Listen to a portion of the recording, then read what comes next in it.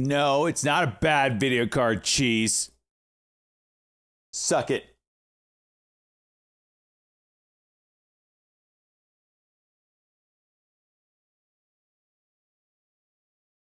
It's the API freaking goes down. Stream element. Listen, it's a big production on this side. It's a big production on this side, okay? It's not easy streaming to 15 different channels across the interwebs.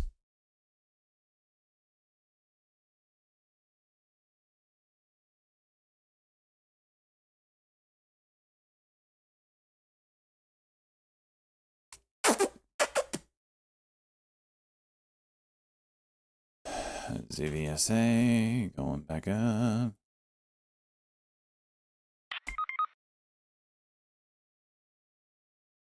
Shut up, Chase. I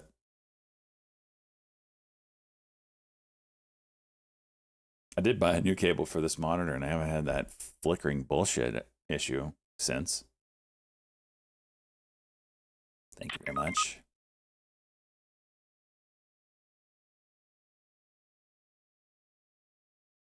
Soils, you're not in this?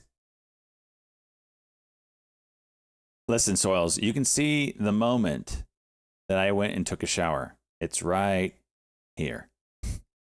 And then I went and took a shower, and it did that. And then I came back from a shower to watch it do that.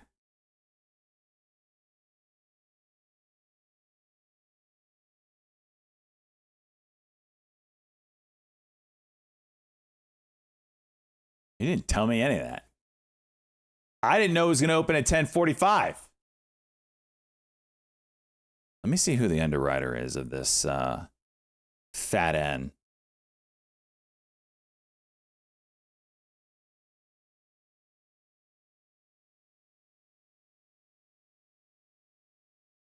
Maybe there's some WTF and top W up in that piece. We'll find out.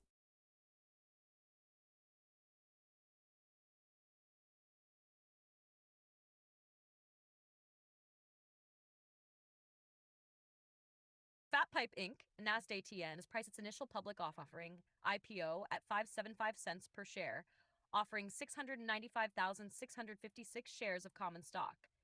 The company expects to raise approximately $4 million in gross proceeds before deducting underwriting discounts and related expenses. D. Boral Capital LLC is serving as the sole book-running manager for this offering. Does Boral Capital have any other IPOs they are running this week? I love this. I use ChatGPT solely now for my search. Google, I've been saying this for a year now, is going to lose market share. Their search is going to lose market share to this shit.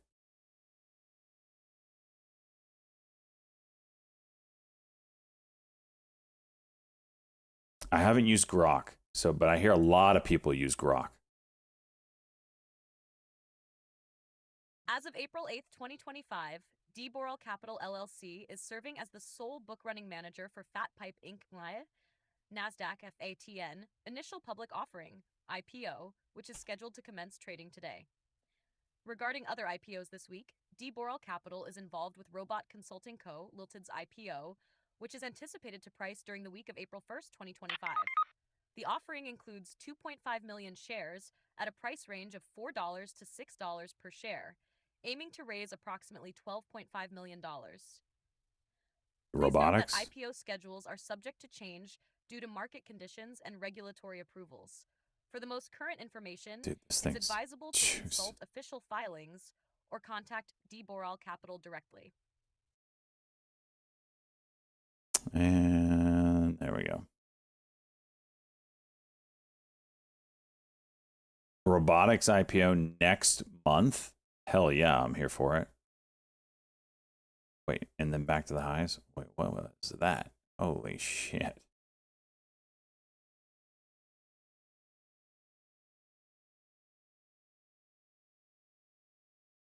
Careful, this isn't as euphoric as the last push. And here we go, halting up. Oh, false halt. Someone's unloading.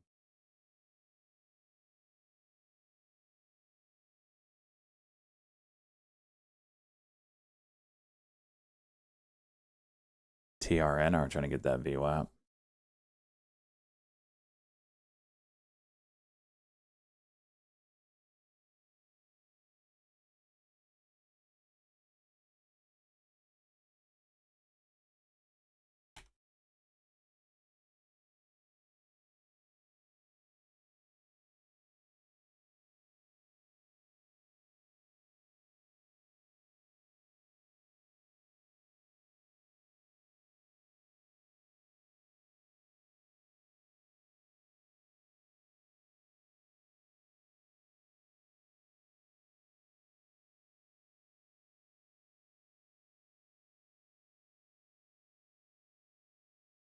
Still training?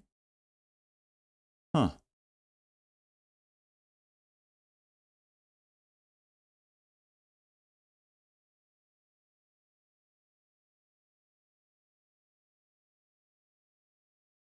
Jeez, the spreads.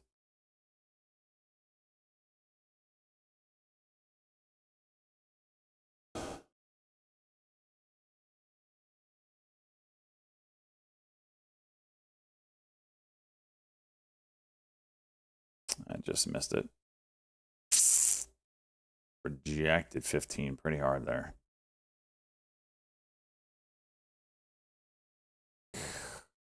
That's whippy.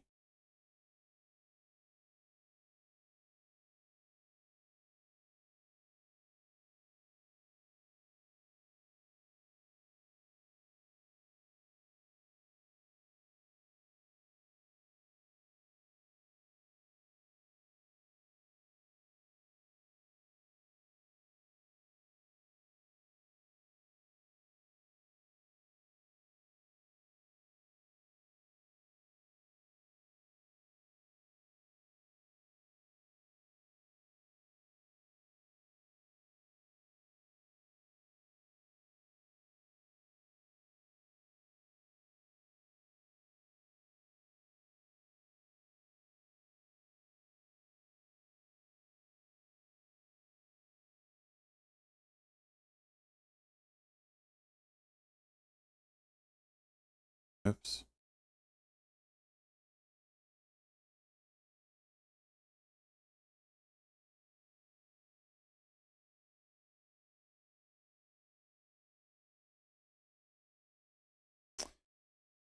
Okay.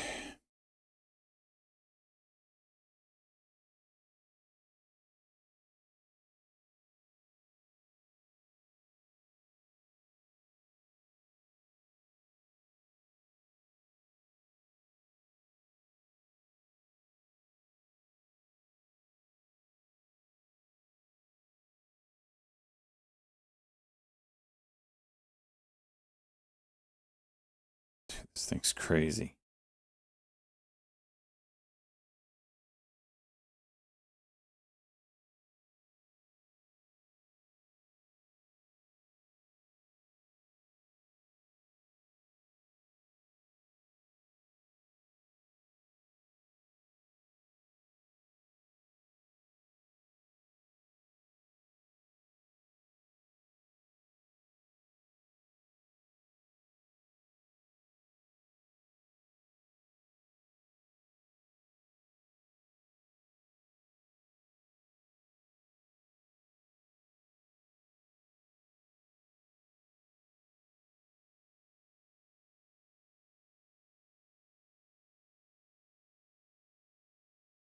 Fat end holding 15.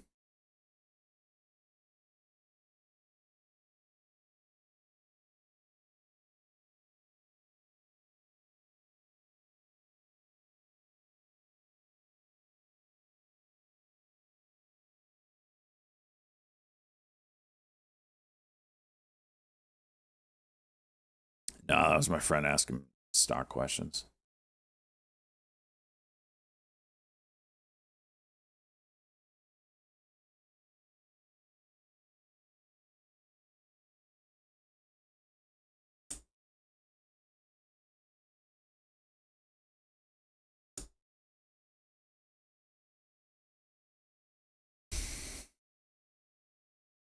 Halting up. Fat N.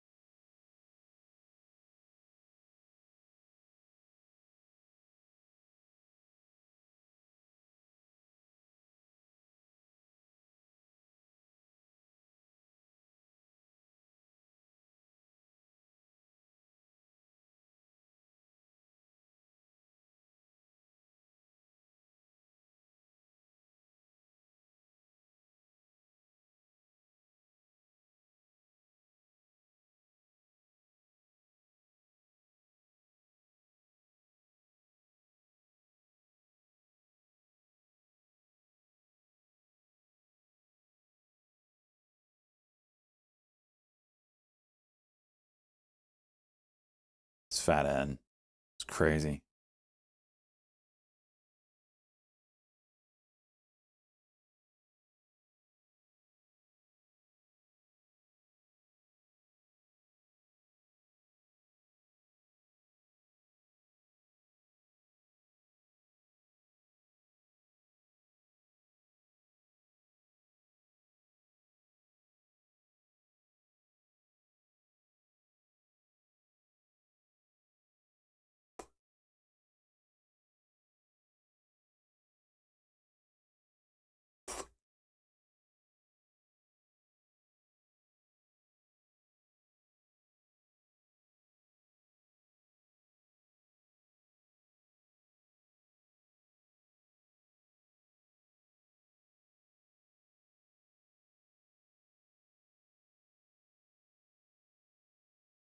MLGO curl. Top W. TF. CRWB.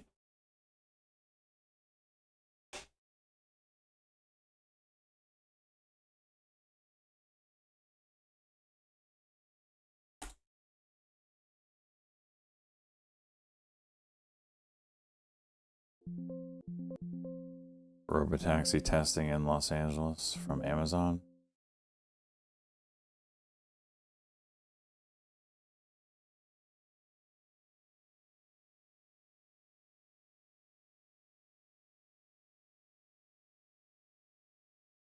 Not moving half as fast as it should.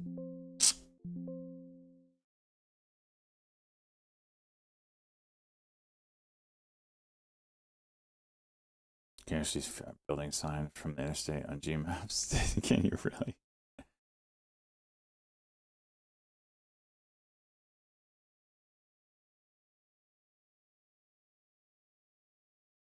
Oh, was that a few minutes ago? Oh, I see it now. Oh, I forgot to put on Trade Exchange. By the way, highly recommend them. Benzinga and Trade Exchange. If you can't afford one, Trade Exchange is cheaper. This is Benzinga. The guy before that was Benzinga too. which is very helpful if you're a day trader. They do month by month subscriptions if you need to try it out. They do have a 2-week trial for free. I mean, ask about it. Check it out. Highly recommend.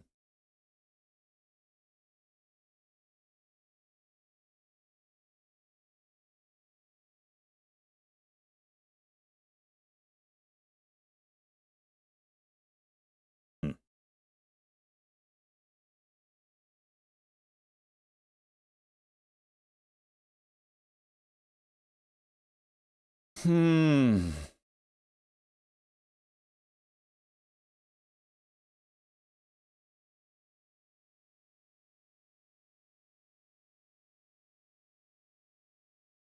Yeah, Brox. So that's good that you've paper traded for 3 months. Hopefully you're successful in doing so, right? That would be the only reason why you'd be swapping. But once you go real money, start with 1 share. Because now you've got to learn the emotional side of things. What's it feel like when I actually lose money or make money on a trade? It's very important you start small.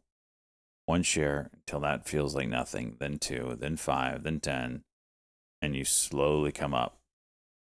What you're trying to avoid is that big loss, revenge. I got to get it back. Oh no, I'm spiraling out of control, blah, blah, blah.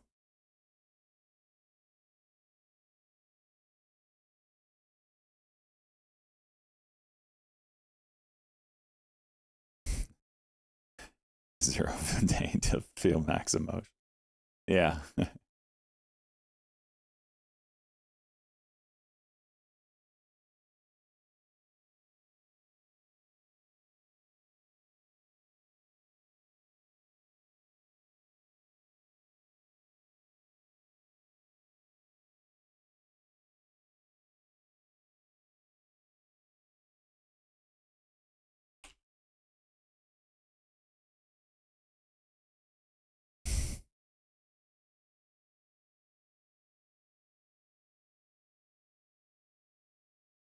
What is this?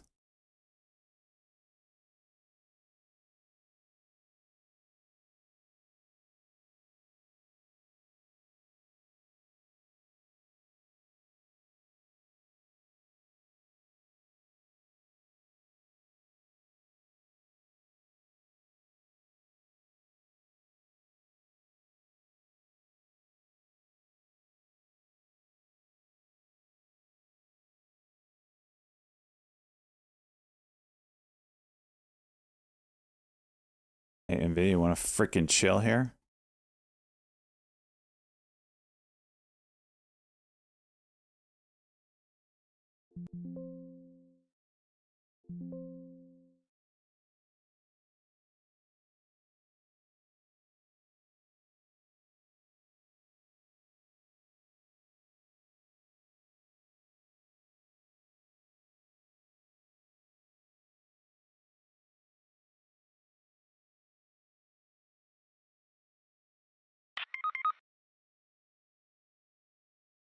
HLD?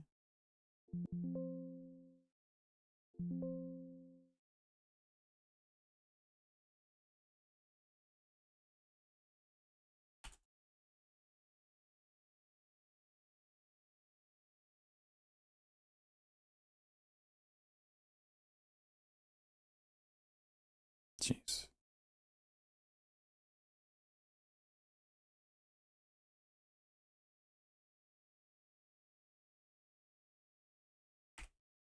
What's this? Not me. Not me. Get rid of it. It'll break. Told you.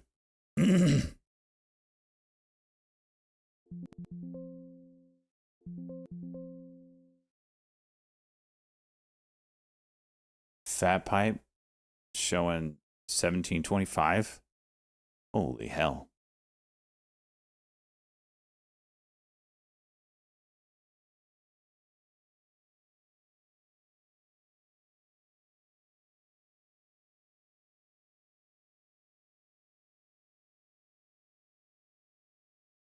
Look at this diagonal down here. Look at this guy.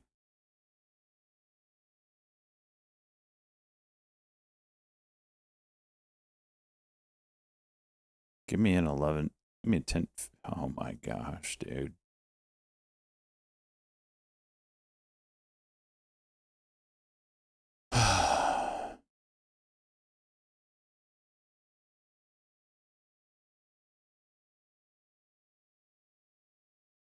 $19.31.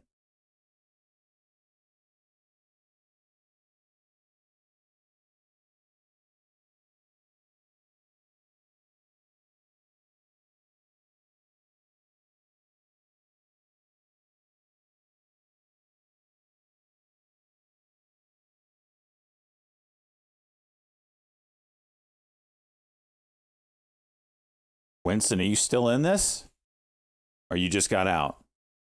Tell me you killed it. Tell me you killed it, Winston.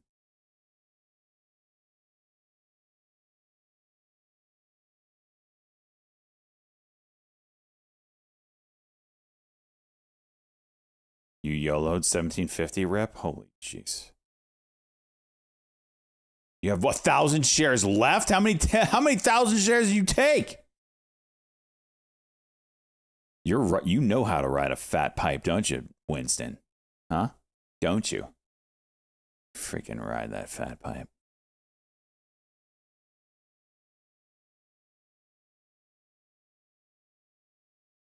My taint is tingling? Bet it is. Forgot to use lube again, didn't you?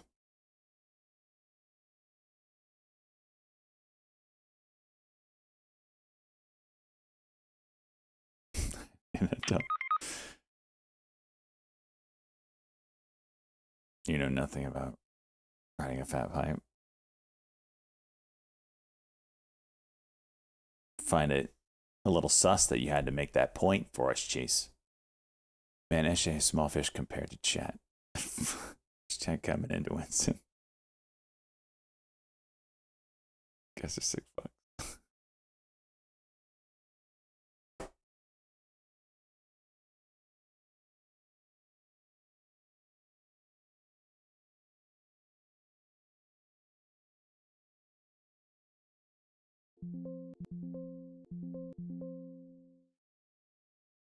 $1 billion? It's not really that much.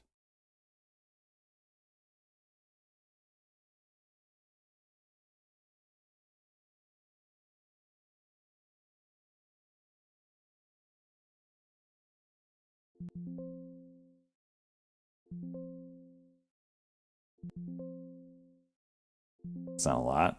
Its market cap $775 billion. Watch it bounce right back up.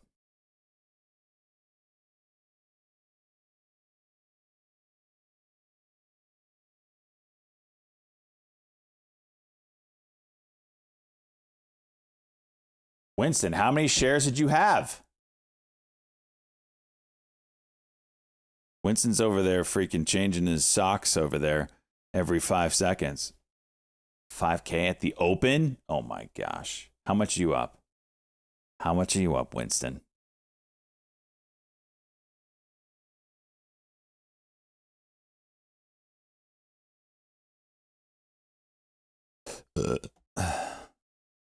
Winston's riding the fattest pipe over there. About 1,000 million. That's about right. Damn you. Congratulations. I would have ridden the pipe with you, Winston, had I not left 1 minute early. Be right there with you, riding that pipe.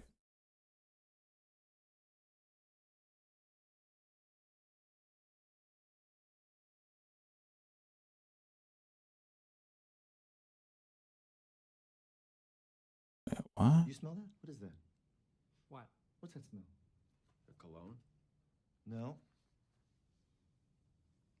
Opportunity. Oh. Money. Okay. I smell money. Okay.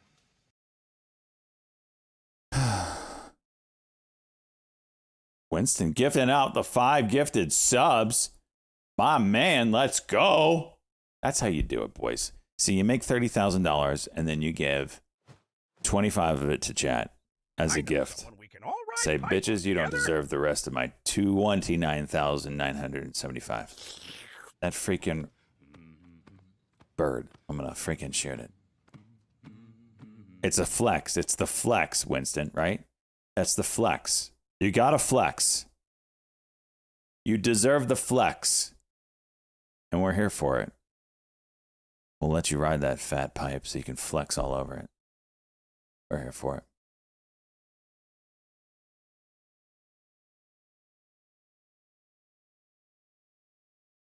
Resub for 6 months at tier 2. Let's go! Finally! Someone with the balls to step up to tier 2.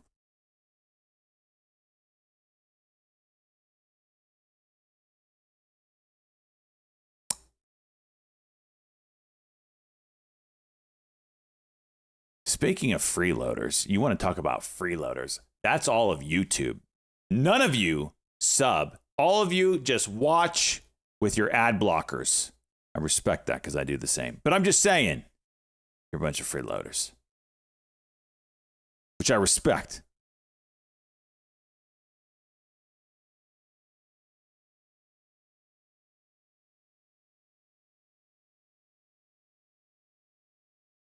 I hope you guys are riding the fat pipe.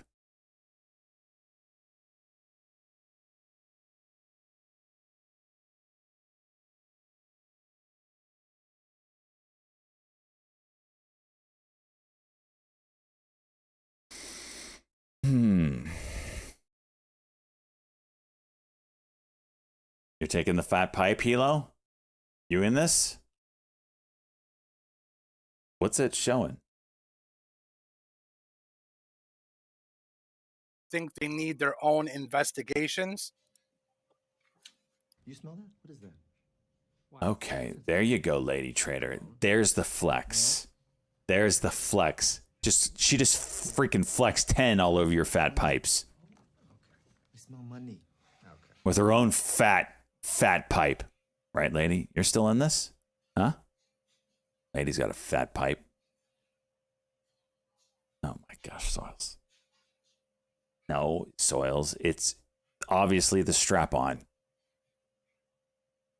I'll take our NVIDIA, seeing heavy activity at the lows for NVIDIA. Let's go.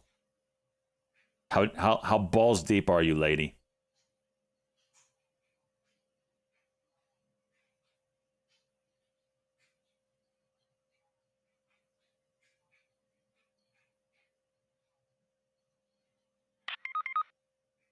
You're in this, cheese? Or are you just commenting from the freaking sidelines? I'm light, 500 left, but a 5K. Let's go. Let's go. Taking over the #1 gifted spot. Why did you track my message? I didn't retract your message. I don't do any of that shit. That's all the mods, and that's all auto mod. So suck it. Suck a fat pipe. Damn it, NVIDIA. Now you go down. As soon as I saw, you could see the exact moment that I stopped out. Oh, so NVIDIA's oh, I see what's happening. Because they're going to get their own tariff. Oh, I see. Oh, I see.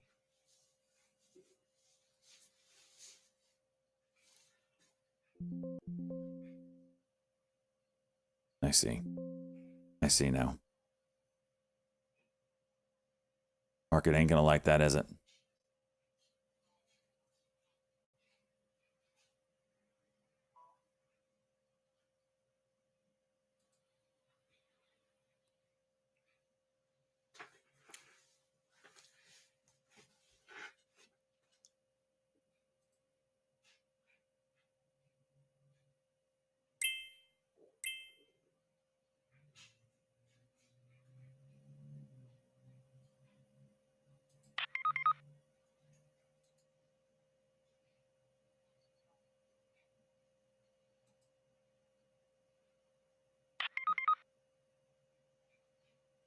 Bitcoin. Okay. Are we gonna see Nvidia 100 today? See where this takes us.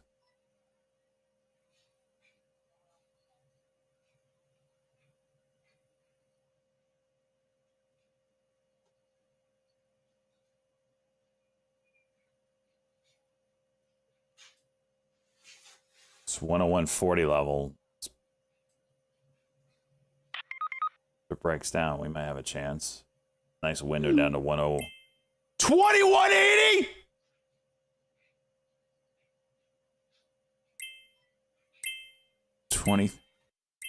FATN share as we resumed hit a high of 23.27, up 304% now, and halted again. IPO up 304%. FATN Fat Pipe. Foxtrot Alpha Tango November. Did it just bounce? Of course it did. 1 minute cock. We're right at yesterday's high. So that's my over under here.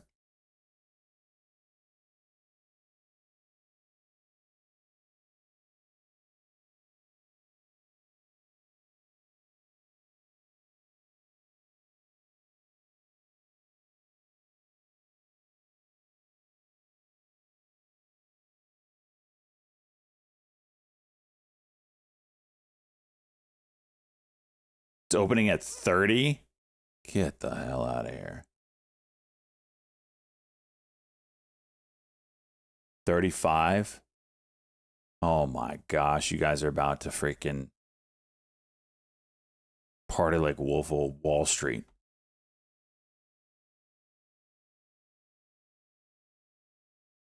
Yep. Yep. Fat Pipe in Discord. Yep. We want to see it.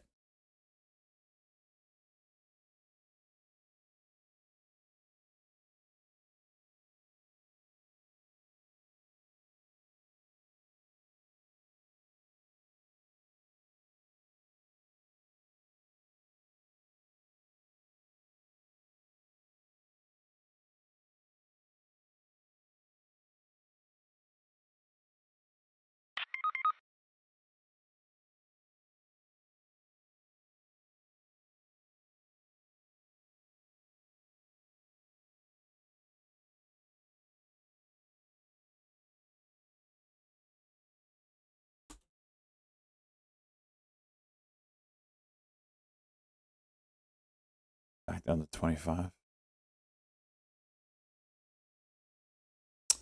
Can we stop with this bullshit, please? Stop me out. I want to hurt. I want to freaking hurt.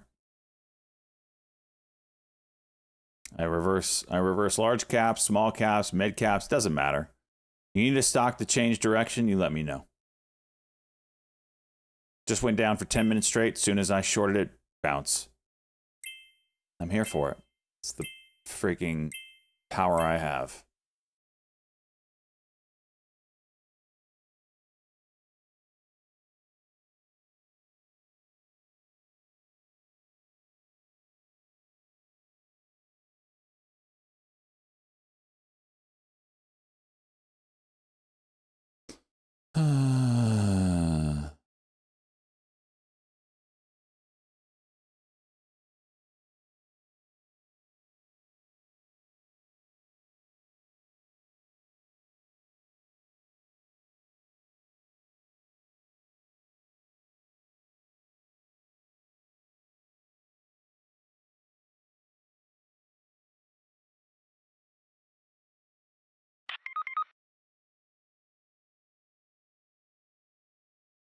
I can't remember what freaking Muff Crabs is.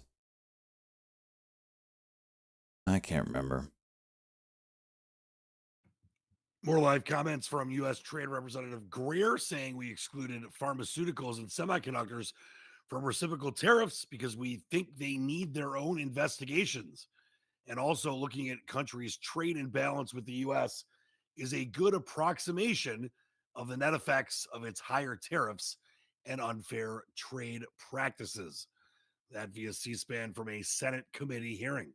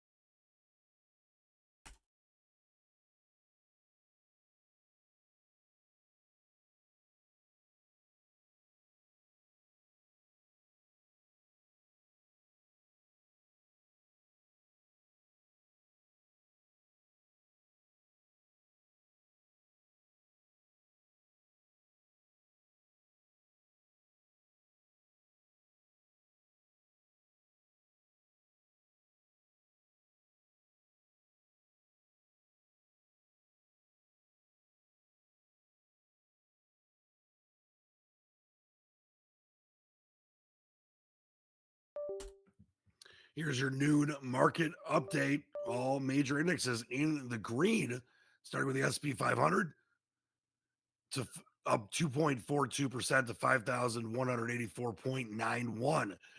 Dow Jones Industrial Average up 2.51% to 38,919.90. NASDAQ Composite up 2.53% to 15,998.33. Gold up 1.57% to $3,020.40. And crude oil seeing a lift up 0.91% to $61.25 a barrel. That is your noon market update. 4 hours till the close on this Tuesday.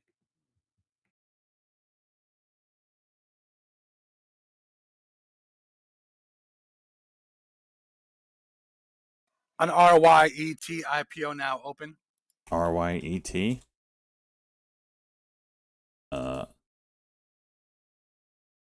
Did it just halt? Did it just straight halt?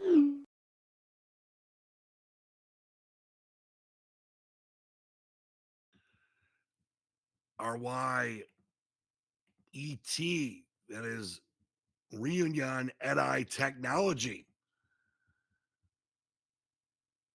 The IPO opening at $7.30, priced at $4. That is Romeo, Yankee, Echo, Tango.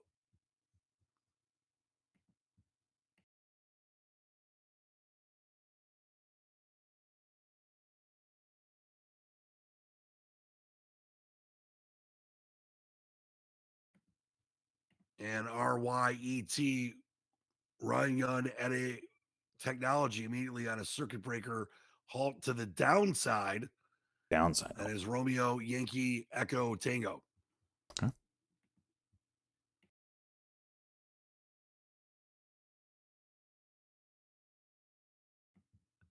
More comments from U.S. Trade Representative Greer saying we can't have the status quo on trade. We need U.S. manufacturing and market access abroad. And also, if we have companies that feel supply chain adjustment pain, that is something we have to do. It's U.S. Trade Representative Greer on C-SPAN and a Senate.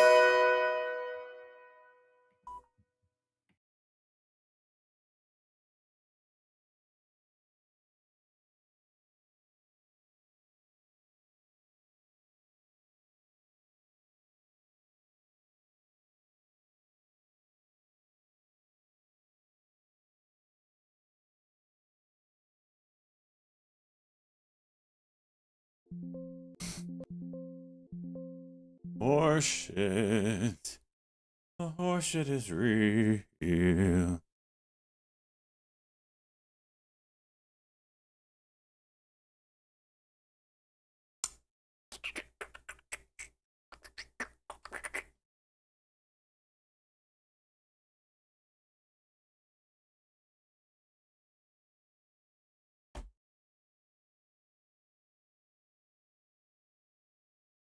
You're in GME 50K worth. Tell you what, Ryan Cohen buying. On OMEX, follow the form RW. Ticker OMEX. No company is withdrawing their offering. Oscar Michael Echo X-ray. What was their offering priced at?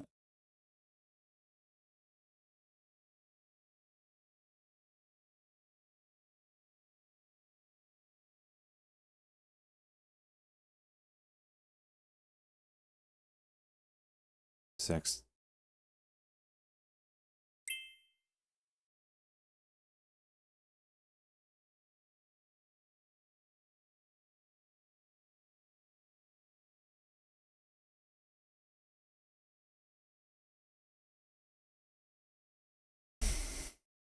Fat end resumed, halting down.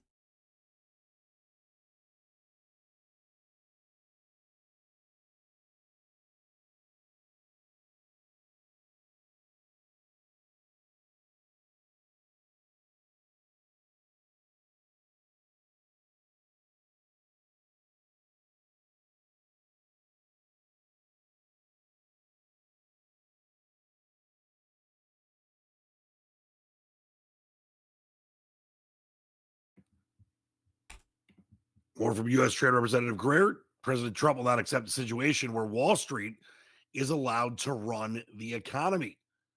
That via C-SPAN during a Senate hearing.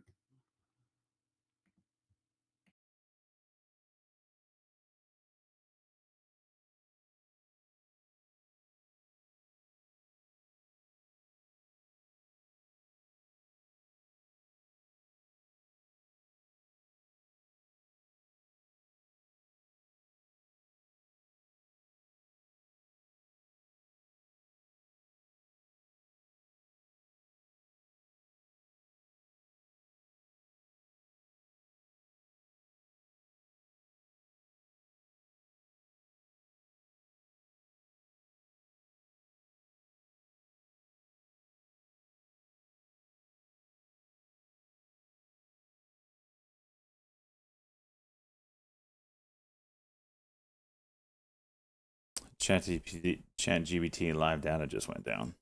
Oh. Yeah.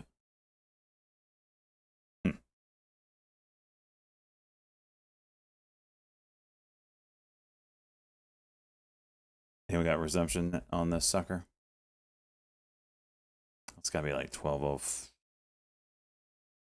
Well, is this a 10-minute halt? It's being reported from Axios. Disney is expanding global ad tech platform.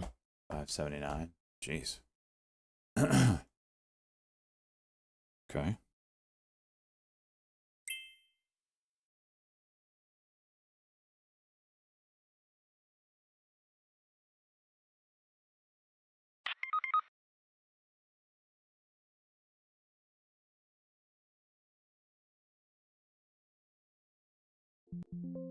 Let's try this again.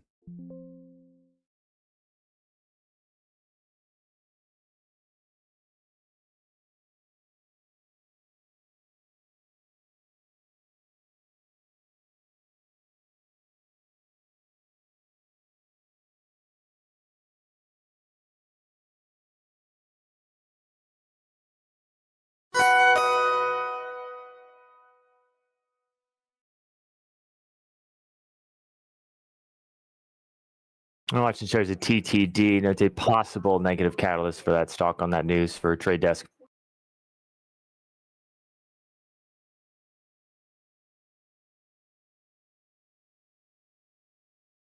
SXTP's trying to make a VWAP move here. AMZN live on CNBC. Karen Firestone buys more Amazon. Amazon currently up 1.6% on the session. FMTO out of the hall. $178.02 a share. That is Alpha, Sellers stepping in. like Zulu November.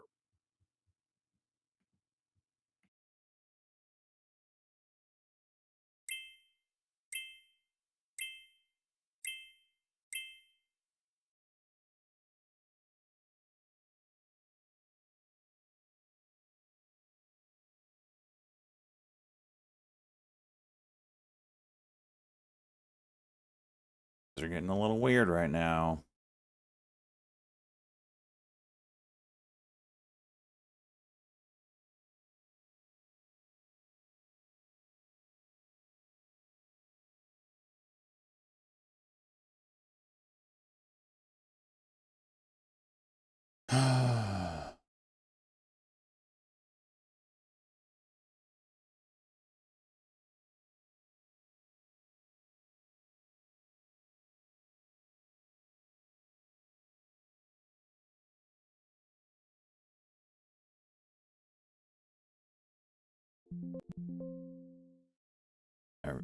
Just reverse. Stop. Every freaking 5-minute cuck? Nope. Not this time.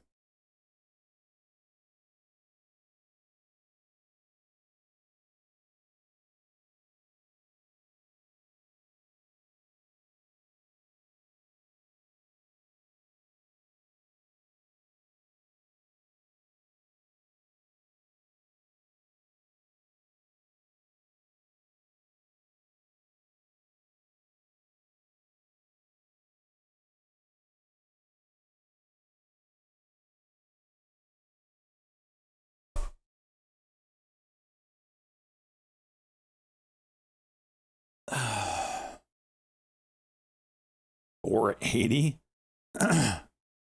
That's quite a gap.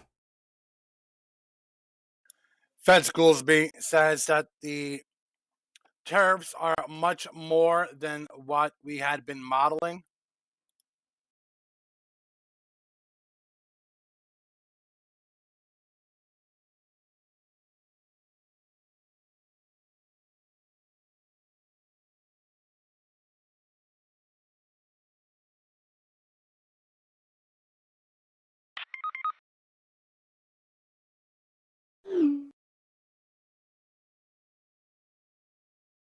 My gosh, this is the shit that he sends me.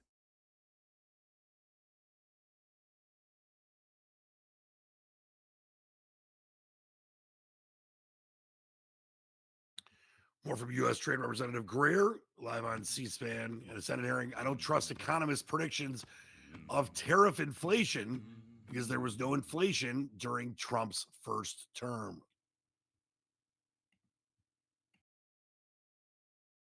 Winston gifting out the sub to Mediza. Let's go.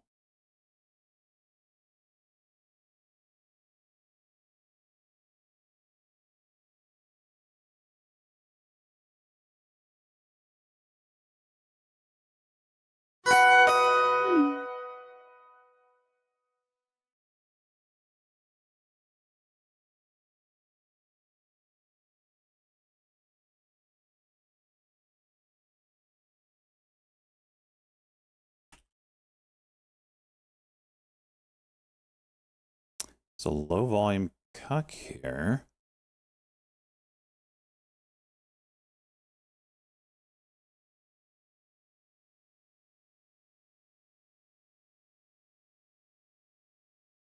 Fat pipe cooling off.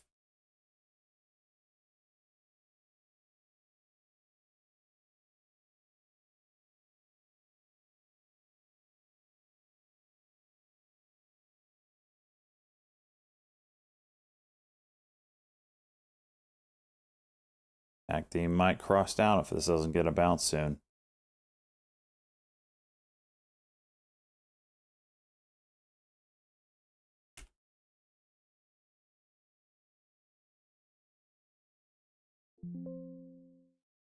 And rejected.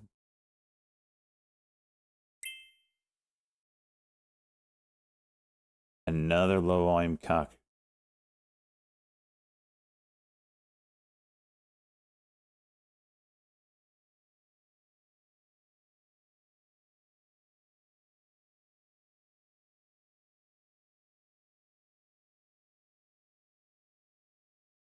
Yeah. Now you're doing 5-minute cuck. Close. It was there. Saw the volume spike with that break too. If you regain, maybe you go. FMTO, that's Femto Technologies, halted again. Circling the upside, stock up 525.6% to $3.45 on the day, up $2.89. That is Foxtrot, Mike, Tango, Oscar.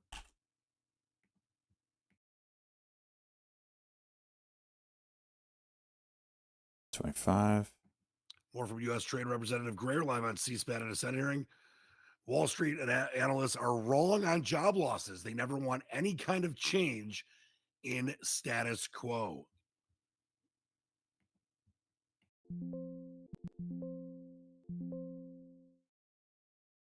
Some sellers up there at 25.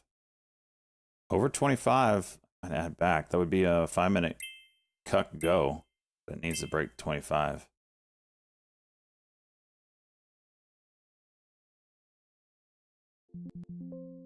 All right, I'm ready to.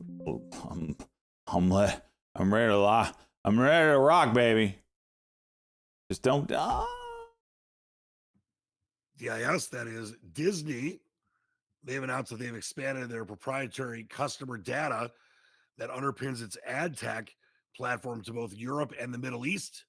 Executives told Axios the expansion comes as Disney's competitors are racing to build their own global ad tech businesses as the subscription streaming landscape becomes more saturated. Disney shares trading up 1.9% on the session, $84. This is a new guy that Benzinga's hired to sub in. Delta, India. He's like a replacement Sierra. for Chuck's bastard son. Think of him that way.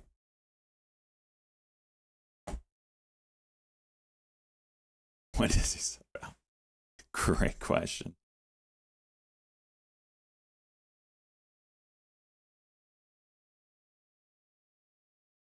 So 5-minute cuck here didn't do anything. Still looking for the 5-minute cock.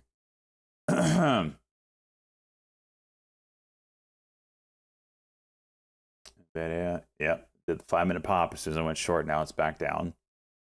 I don't know. This market might need. It is kind of starting to roll a little bit.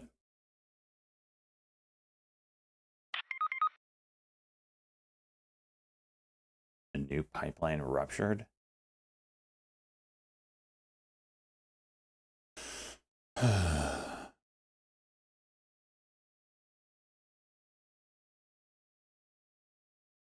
Fat end halted up. Yeah. When's this RYET going to open?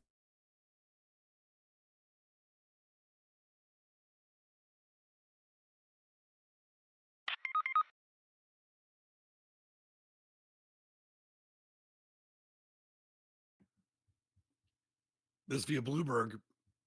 Former Treasury Secretary Lawrence Summers has warned that the U.S. is now likely headed toward a recession with potentially 2 million Americans put out of work thanks to the tariff increases now in train. That via Bloomberg.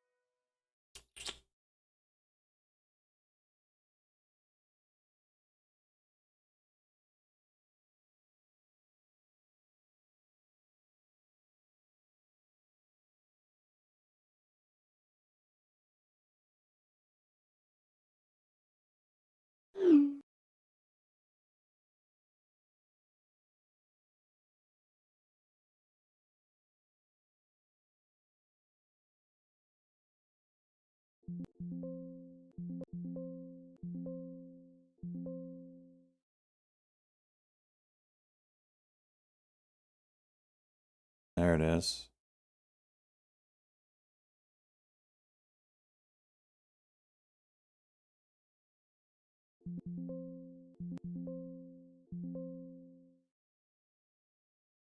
Don't go back down.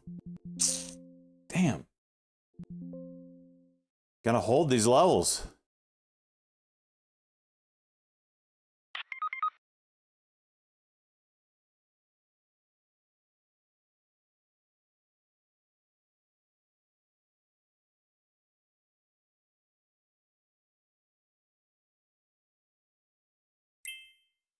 $51.87.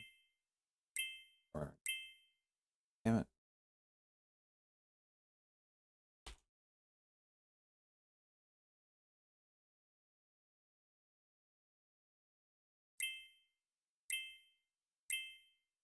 Look at the volume with this break. Inverse head and shoulder, neckline, all at 330.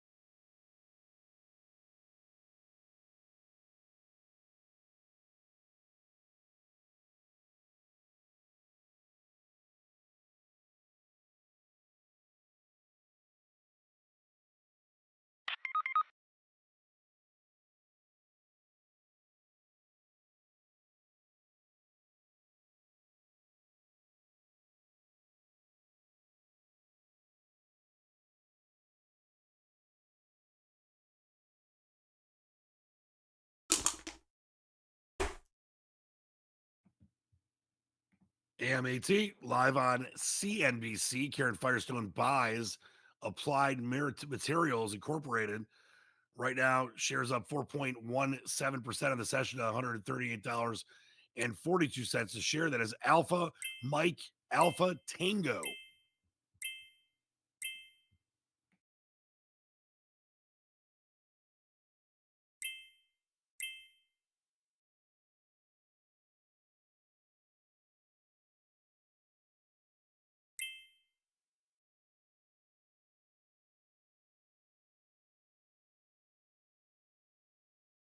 Geez, what chart is that you sent?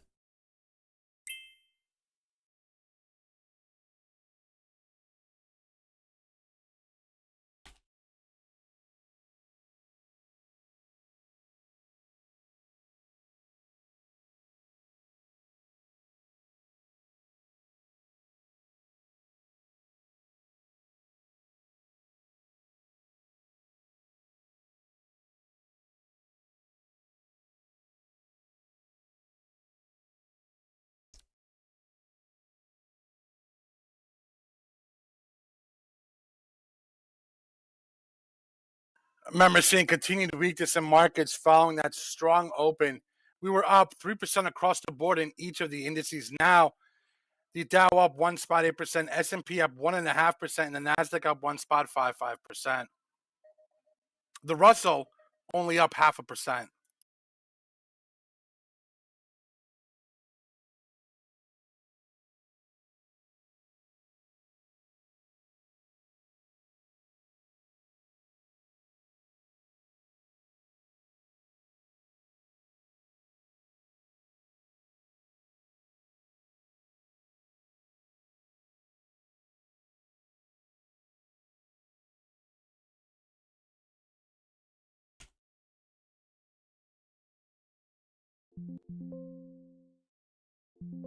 Let's try it frickin' again.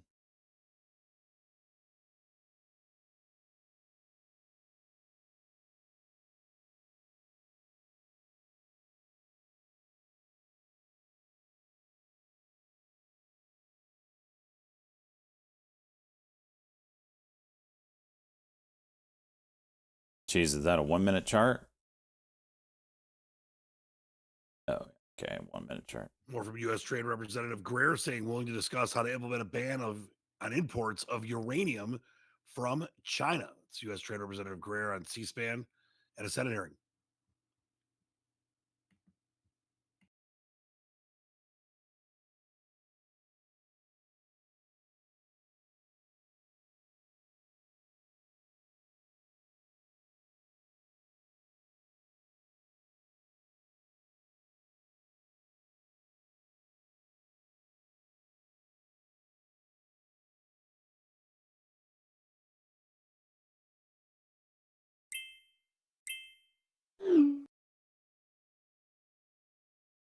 Greer says we are willing to discuss how to implement a ban of imports of uranium from China.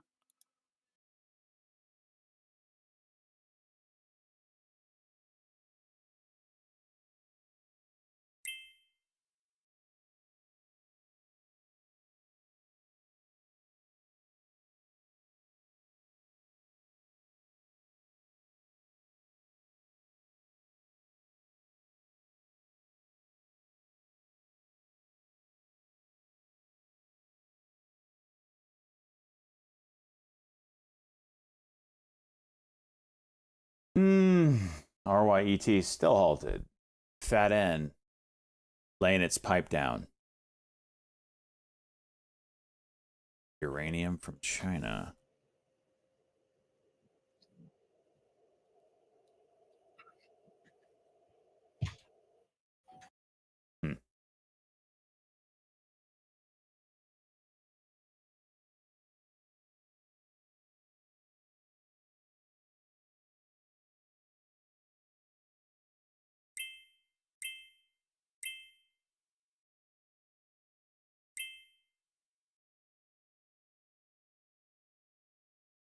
RE, there it is. AP reporting the Keystone Oil Pipeline in North Dakota shut after rupture. That's TRP.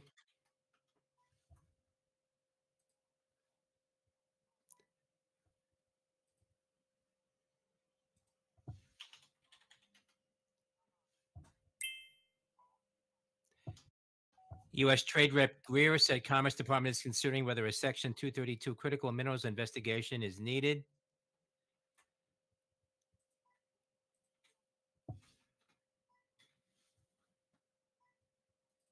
Jeez, this is not a good IPO here. Tempted to buy this dip.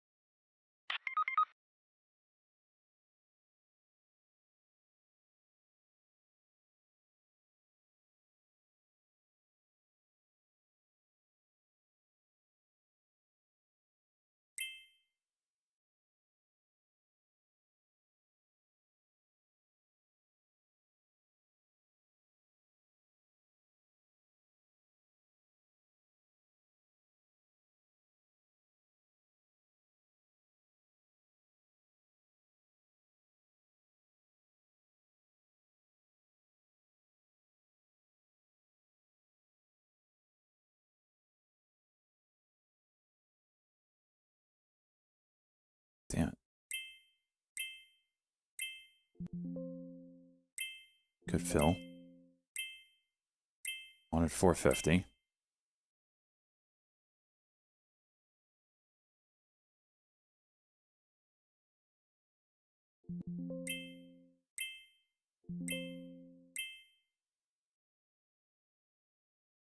Can we get 5? That'd be crazy.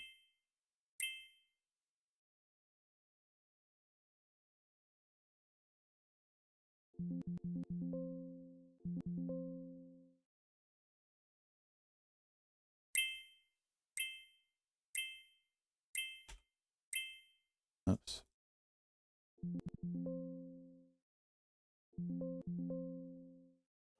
Okay.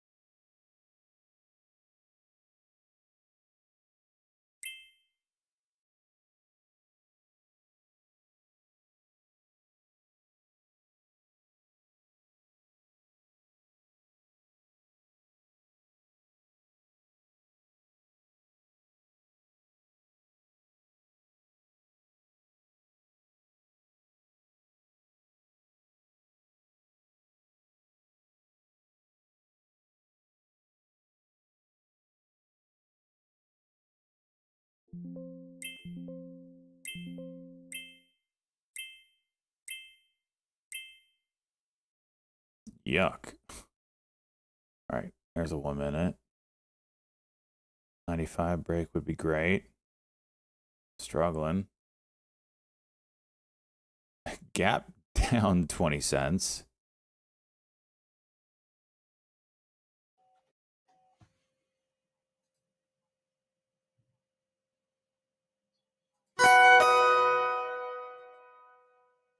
Stopping out on video again because I am the I literally can reverse this anytime you want. NVIDIA, you want a reversal? You let me know. Karen Firestone buys more American Express. And halting up. Nope, false halt. Okay, and down 50 cents. Okay. Didn't Alpha break X-ray 5. Papa.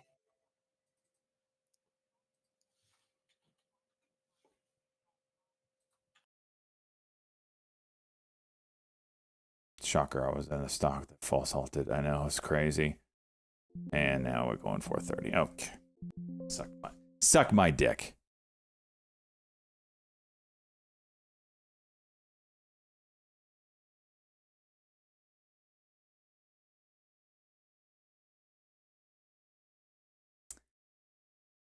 I got 99 problems, but a Lord Cuckwad haircut ain't one. A 3K day? How's SJ gonna lose all these gains and blame it on Phil's this week? Macro notes coming out. White House press secretary says 104% additional tariffs went into effect at noon because China did not remove its retaliation. 104? Coming from a Fox correspondent, says China misses deadline to remove retaliatory tariffs. U.S. to impose additional 50% tariff, bringing total to 104% on Chinese imports starting tomorrow. Fox correspondent. Good, ain't gonna like that one. Watching shares of Apple see new lows on that note.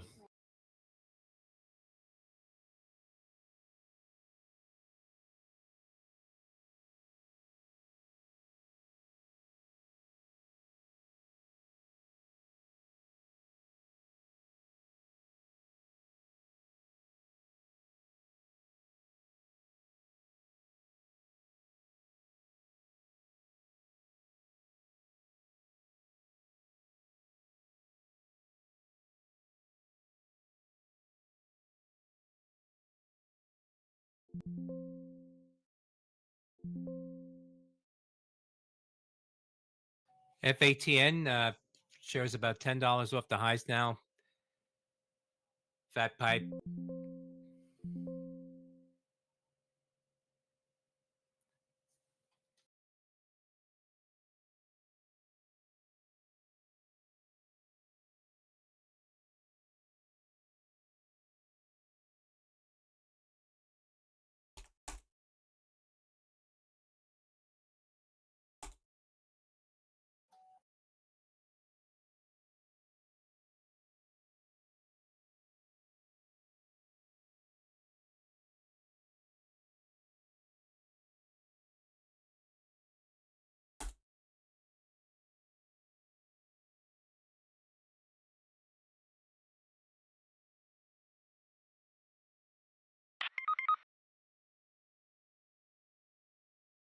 Walmart.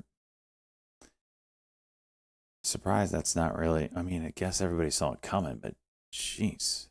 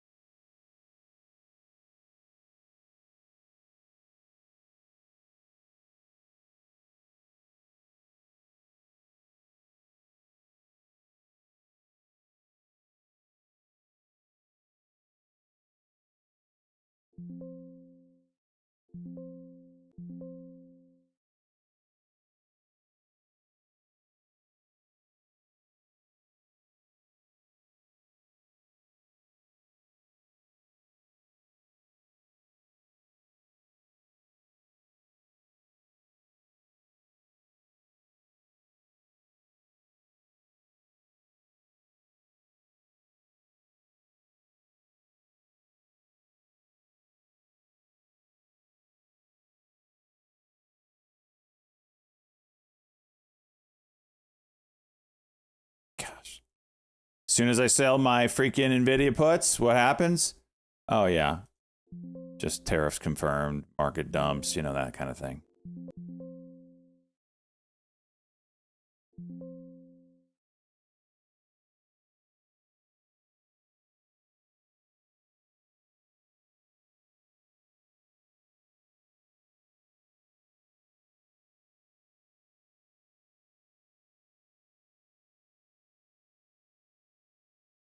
What?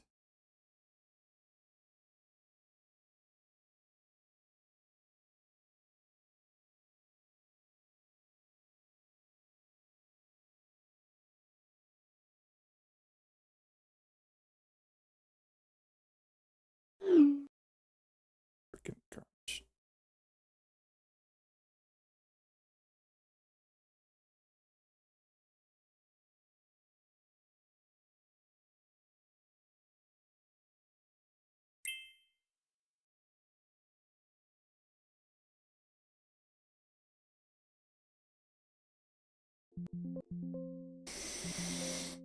Okay.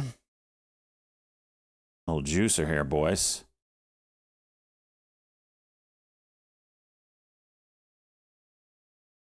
We got some juice. Go for 100. Now continued activity for Apple, new lows.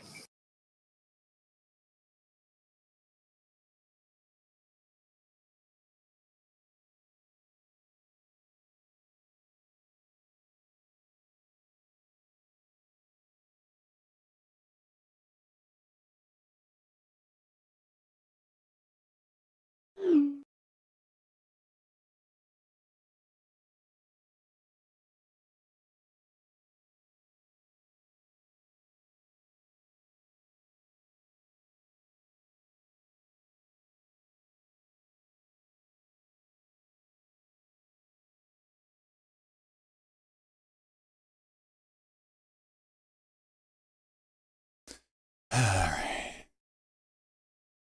Members markets are continuing their weakness following those additional headlines in regards to China misses their deadline to remove retaliatory tariffs.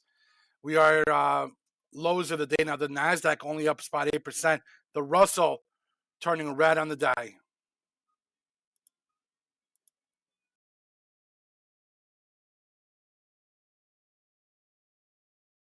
Go get me that Bobo to 100, baby.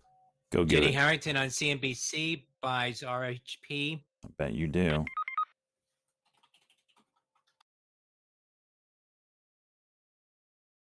Game of chicken. Got that. Yeah, we'll see. What's Bonds doing right now? Just curious. Shares of Ryman Hospitality. REIT getting a pop here on that. RHP on some volume coming in now.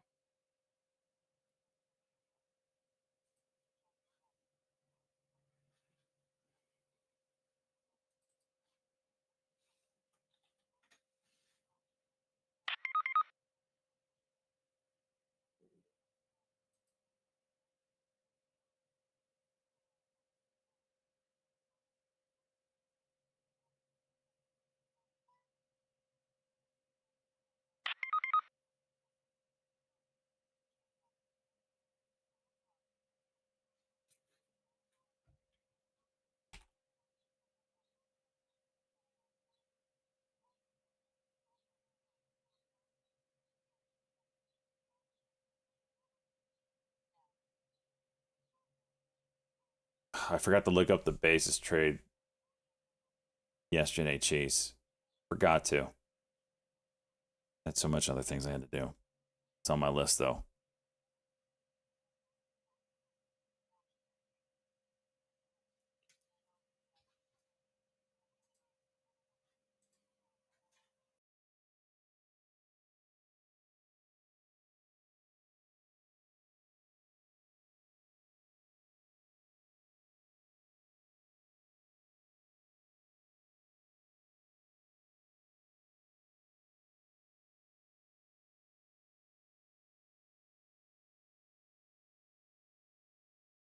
Go cuck again. 35 break. Cock and drop. Give me a cock and drop. Give me the cock and drop. 35 break. Cock and drop, baby. Yes. Go low a day. 28. Lay some pipe. Lay some pipe for daddy. 28 break. Give me the 28. If I rub it, breaks. If I rub it, it breaks. But yes.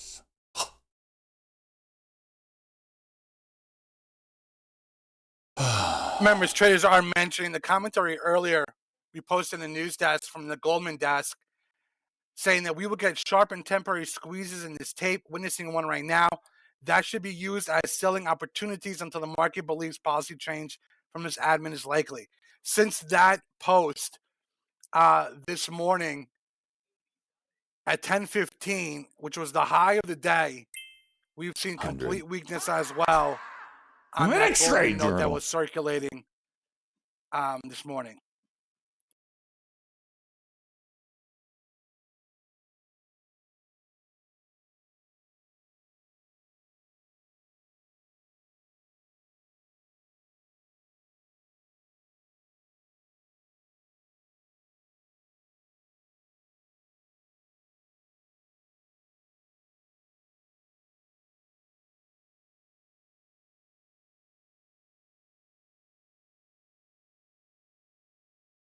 Not a lot of bids coming up here. Nvidia's at 99.50. Do you know what those calls would be worth right now? I mean, puts. The puts that I tried to buy 5 different times and lost money on every single. Oh my gosh. Oh, that thing just cranked through 100.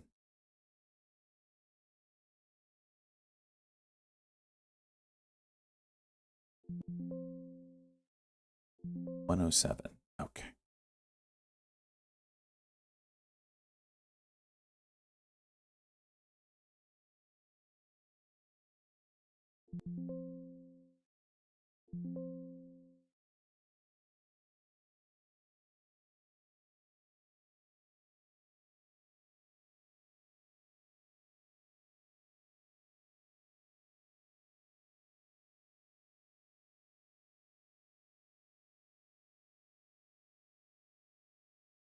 Yang cranking right now, isn't it?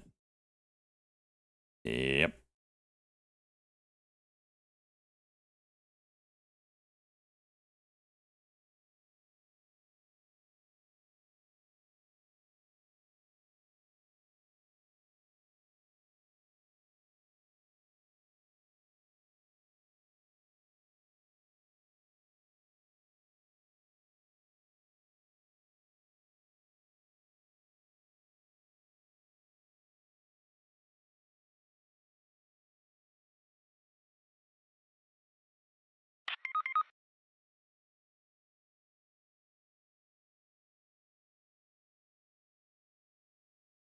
CN50, gotta jump on Yin Yang. Interesting.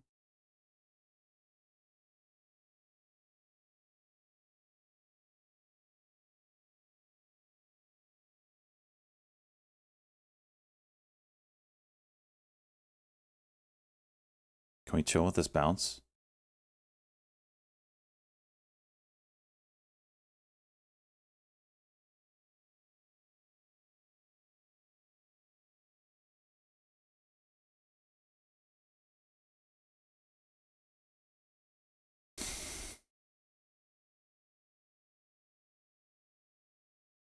S&P futures right now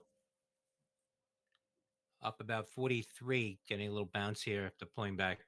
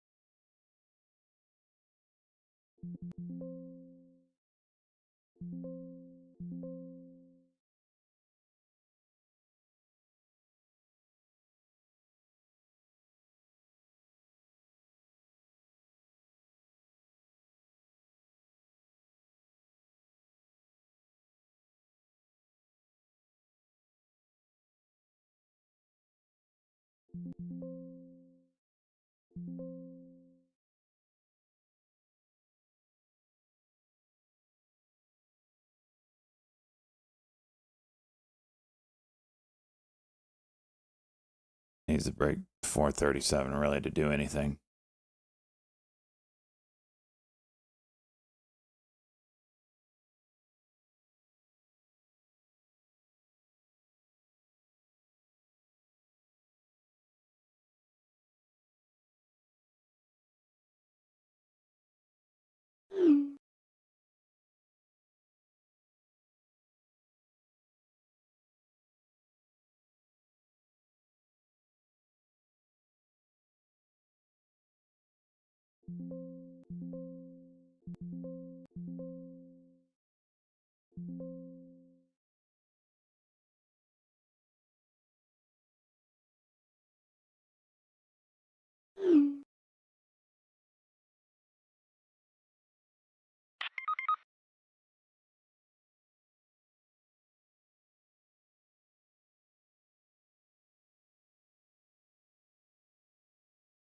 Roger Cheese.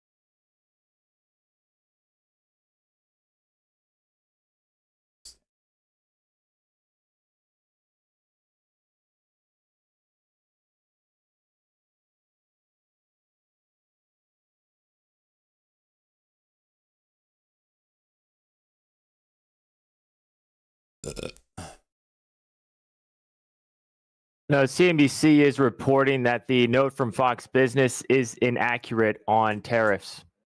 Oh, for crying out loud.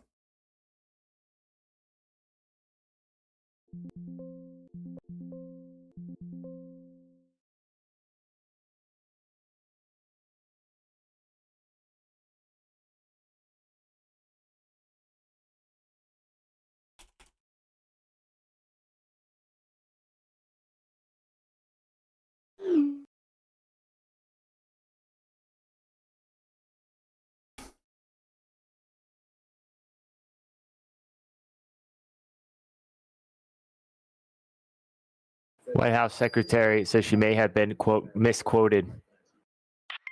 That coming from CNBC, even jabbers on live TV for CNBC. It's tariffs, retaliatory tariffs still scheduled to be in place at 12 midnight.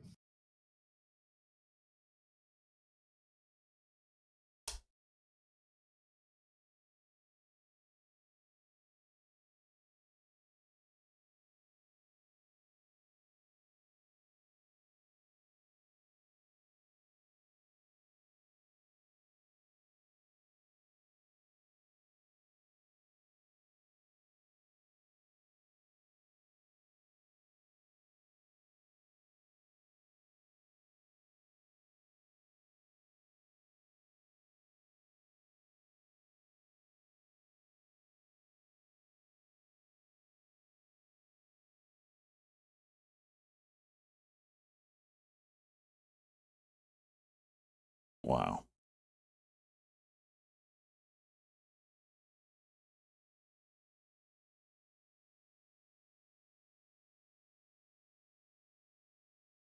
Just wow. 2 days in a row, news manipulation. 2 freaking days.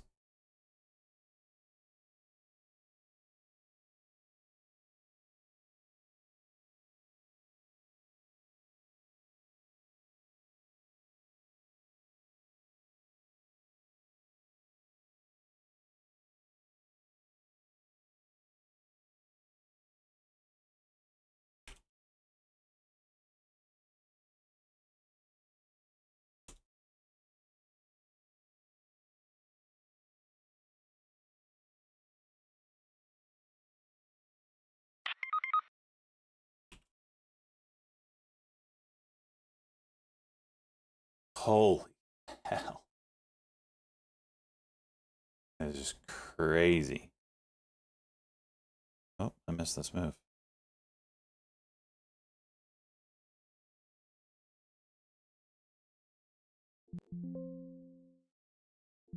As soon as I buy 1,000 shares, it dropped 30 cents. Please don't make that up. How's my volume? Push it down.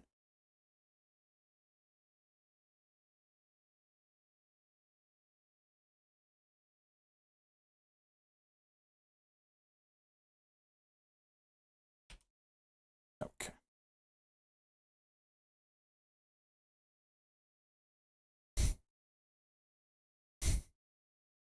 75,000, huh?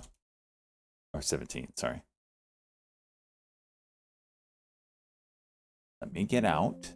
You can go have fun dicking yourself, okay? I don't want anything to do with that. Oh, yeah.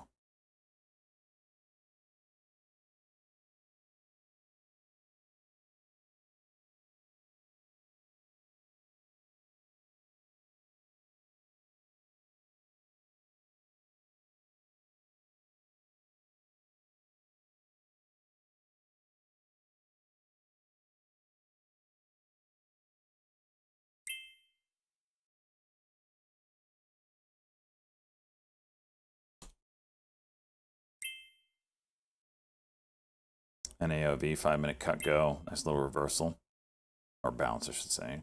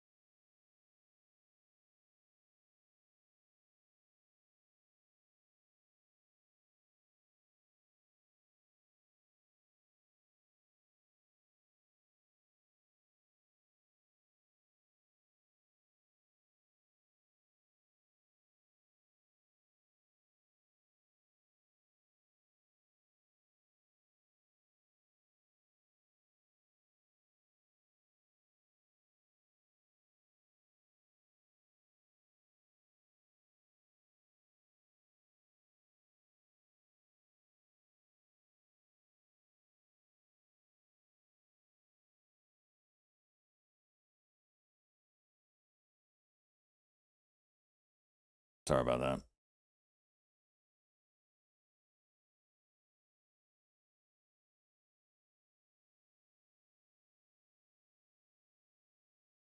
What do you call him?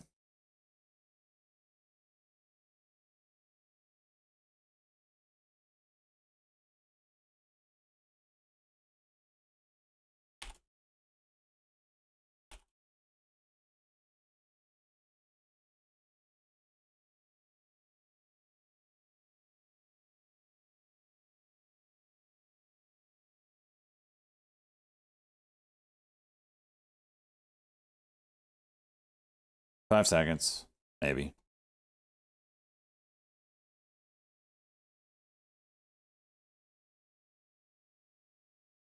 Not a chance, huh? So it's gapping up $1.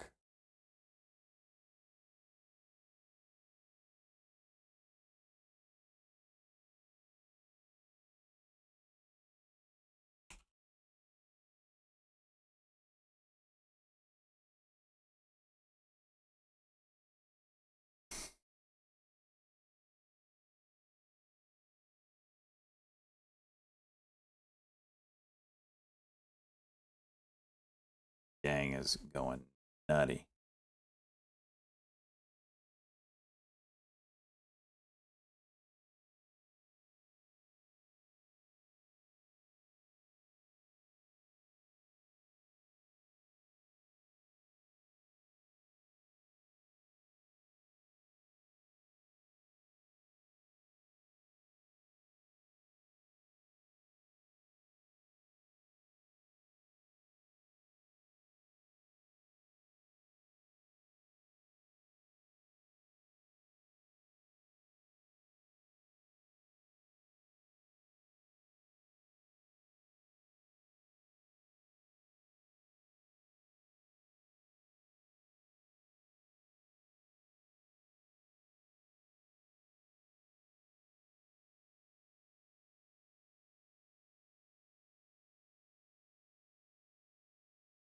Ten-minute halt then, huh?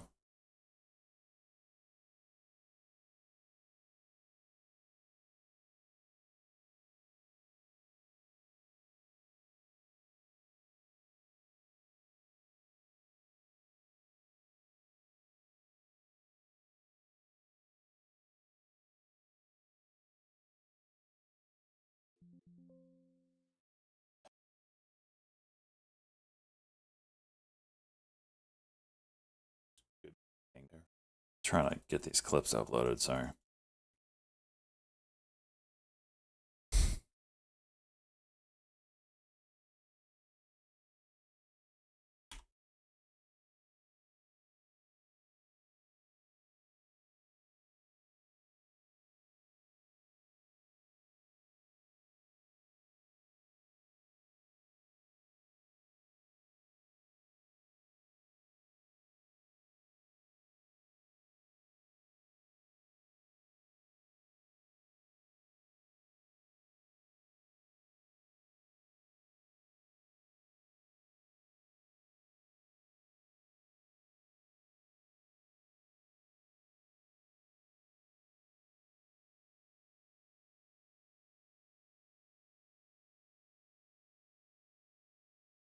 So then now we're 105.04?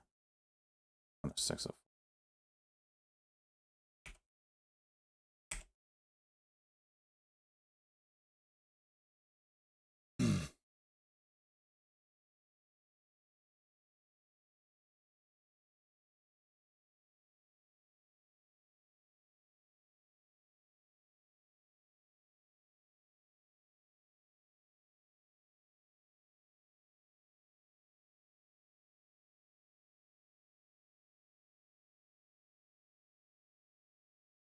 Baba at 100 again.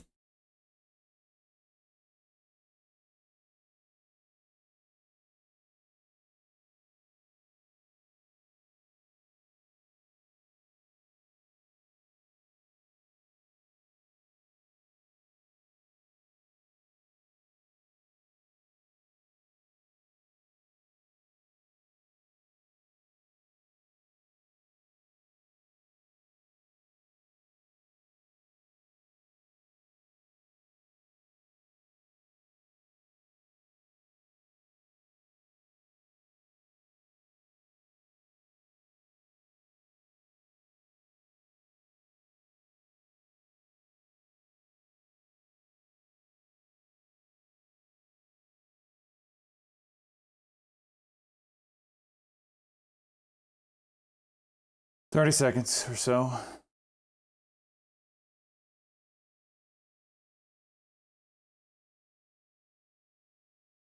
Yeah, I'm in the fat pipe. I'm in it. I got it all around me. 5 seconds. 11:25 open. Still $200 gain. If it holds.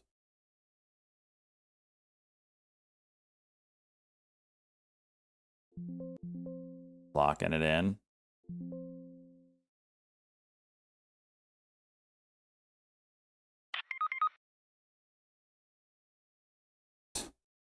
$0.70 spread there for a second.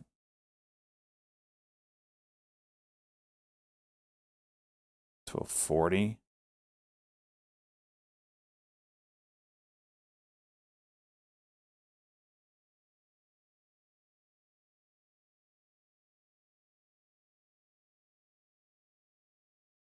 $0.50 spread. What are we doing here?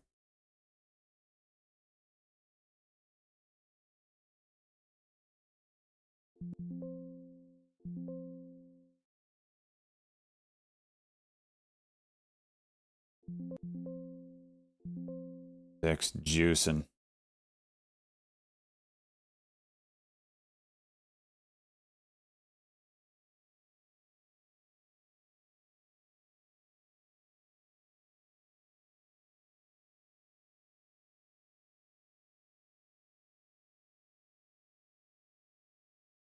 Yep. Very wide spreads on the fat pipe there.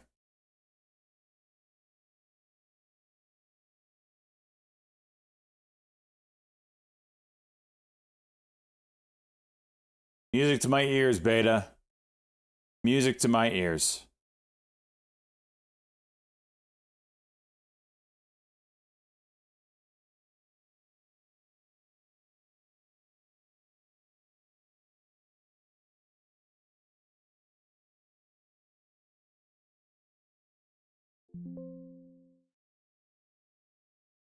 Oh, I don't want to save the order. What the hell is that?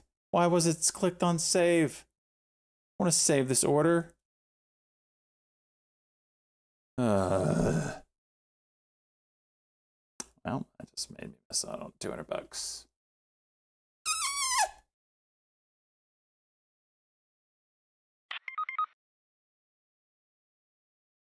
$140K non-marginal.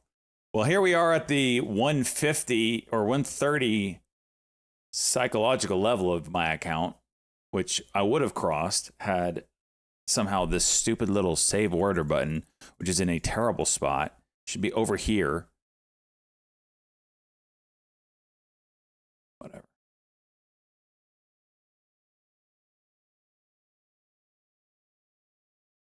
What they knew.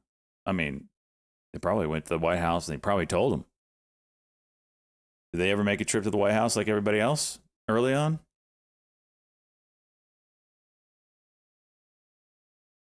Damn, Soils, you sound like cheese.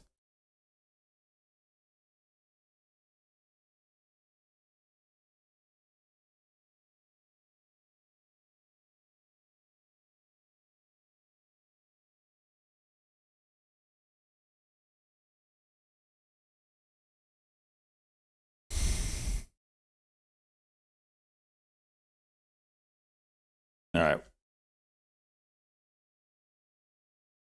We want to watch this Caroline Levitt presser here.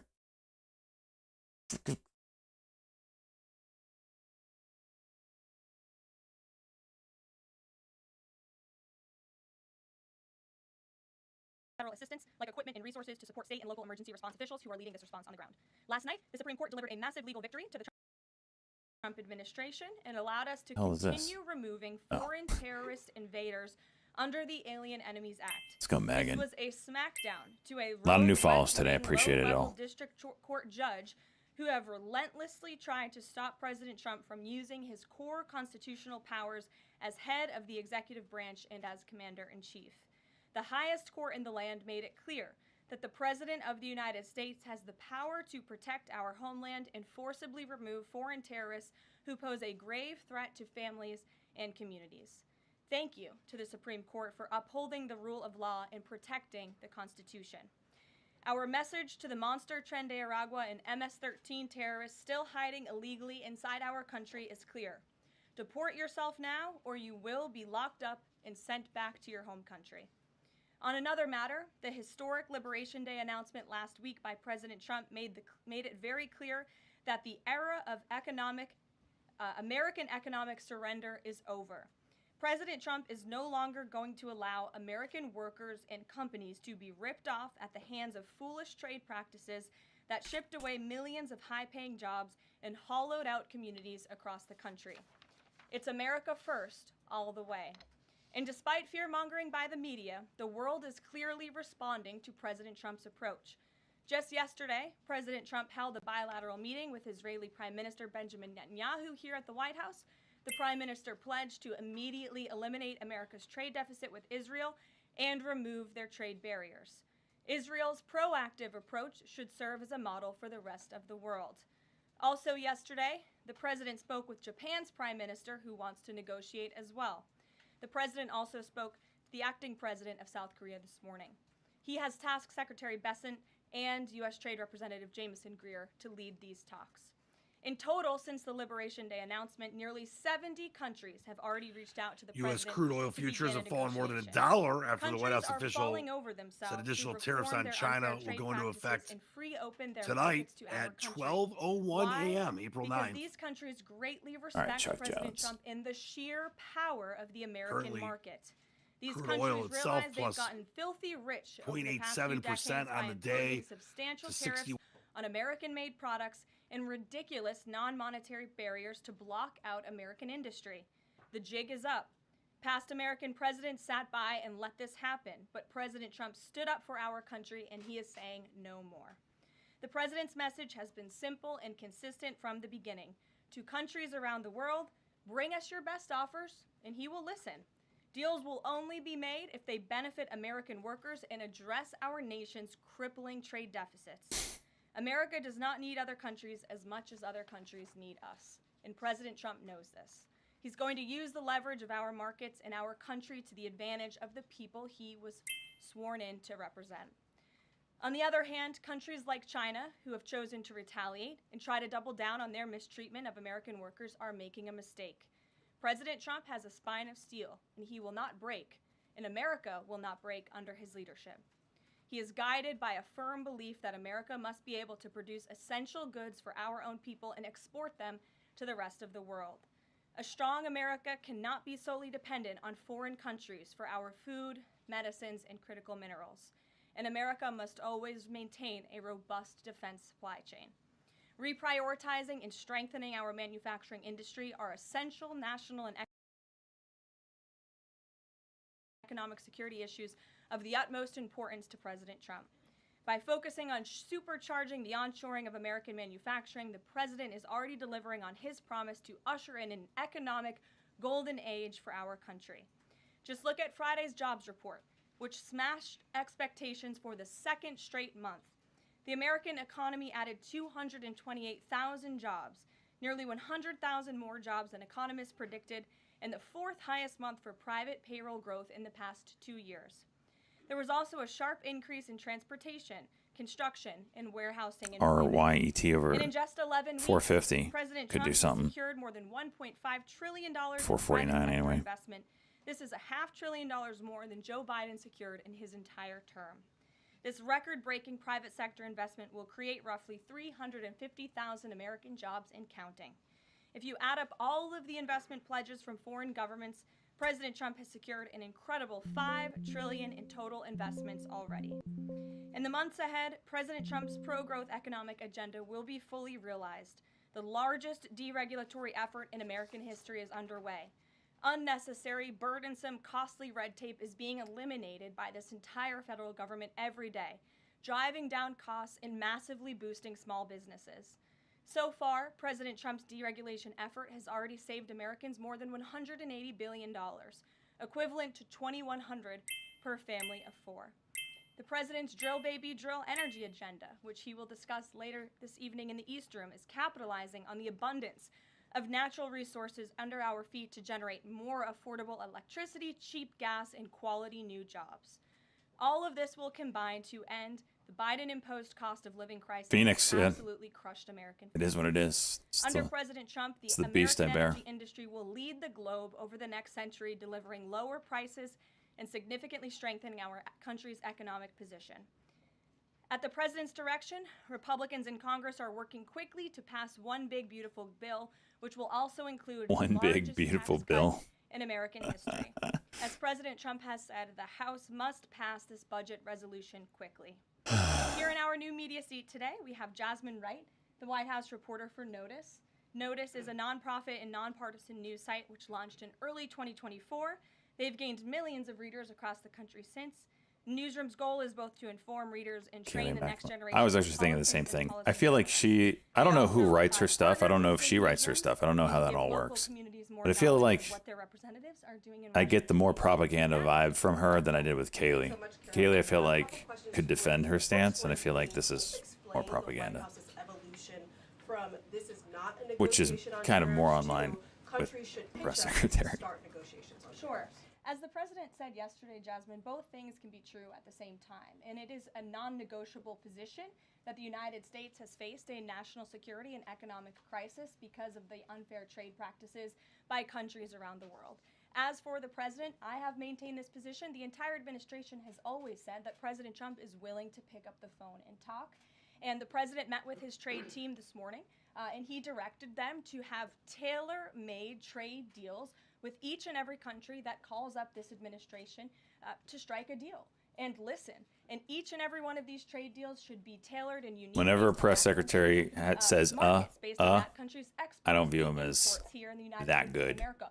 What makes the most sense for the American And she worker and she for says our it. So did industry, the president is focused on Jean, America. whatever her name was, the last one, and then the Biden administration.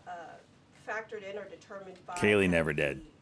tumult in the stock market? Was that not a part of the consideration to start making these negotiations and deals? Again, I would reject that there was an evolution. On day one, we had said that the president will always pick up the phone for other nations and other companies that call this administration. The president always has a listening ear, and it's a non-negotiable fact that America has faced a national security and economic crisis for many decades, and President Trump is just the first to address this. And then my last question, how will negotiations change how much revenue the White House is planning to make from the tariffs? Well, that has yet to be seen, but as the president said, the reciprocal tariffs, which will continue to go in effect as these deals are negotiated and ongoing, will generate trillions of dollars in revenue to the United States. And this is twofold. The president wants to onshore jobs here to the United States of America. He wants to boost our manufacturing industry. He also wants to tackle these crippling deficits with almost every single country around the world. Jackie. Thanks, Caroline. The Treasury Secretary, Scott Bessent, warned that some of these negotiations might take up to months, that we could be doing this through April, May, and into June. And then you had Kevin Hassett say it's going to take a lot for the president to put his signature on the line because he wants to make sure there's a good deal for America. Is the president operating on any sort of a timeline or deadline where he wants this completed by? Well, we always move at Trump speed here at the White House, which is incredibly fast. I know you all know that from covering this White House day to day. The president likes to get things done, but he's very much focused on ensuring that these deals are good for the American worker, they are good for American manufacturing, and again, that they tackle these crippling deficits with these countries. All options are on the table for each country, but again, these are going to be tailor-made deals. They are not going to be off-the-rack deals, as the president has called it, and he has directed his entire trade team to be part of this effort. So that includes Secretary Bessent and our National Economic Director, Kevin Hassett. It also includes Secretary Lutnick, Peter Navarro, the entire trade team, Jamieson Greer, who was on the Hill today. Everybody who was involved in this incredible, fair, reciprocal trade agenda will continue to be involved in negotiating these deals. And then yesterday, Goldman Sachs put out a research note. It put the odds of a recession at 45% within the next 12 months, up from 35%. But Peter Navarro guaranteed last night no recession. Does the president agree with him on that? I know the president in the past has Really, been Navarro, that's leery of ballsy. making definitive statements on that. I can speak for the president, and I can speak for the optimism that he sees in our economy every day. Again, when you talk about the massive deregulatory efforts that are happening across the board, when you talk about how oil prices are down, gas prices are down, Egg prices are down. We're cutting costs for the American worker, for the American consumer. We also see trillions of dollars of investments pouring into this country every day, and we're working hard now on the tariff side of the president's economic agenda. But don't forget, the next side of this is tax cuts, and we're counting on Capitol Hill to get those done, the largest tax cuts in history. Does that mean that without those tax cuts coming through, that the likelihood of a recession is greater? No, that's not what I said. I'm just saying be mindful of the whole of government economic approach that this administration is taking every day. Sure. Go ahead. Thank you, Caroline.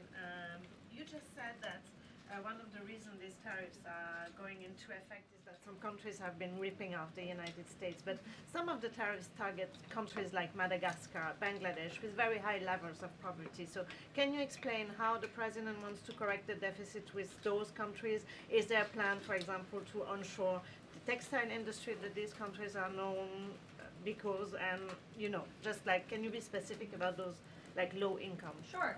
Well, first of all, the reciprocal tariff rates that were implemented by country were focused on the monetary tariff that those countries have imposed on the United States, but also the non-monetary tariff barriers and the regulations, if you will, that have been put into effect over the years, making it harder for America to export to these countries. These were very carefully crafted numbers. There was also a 10% baseline tariff across the board as well, as you know.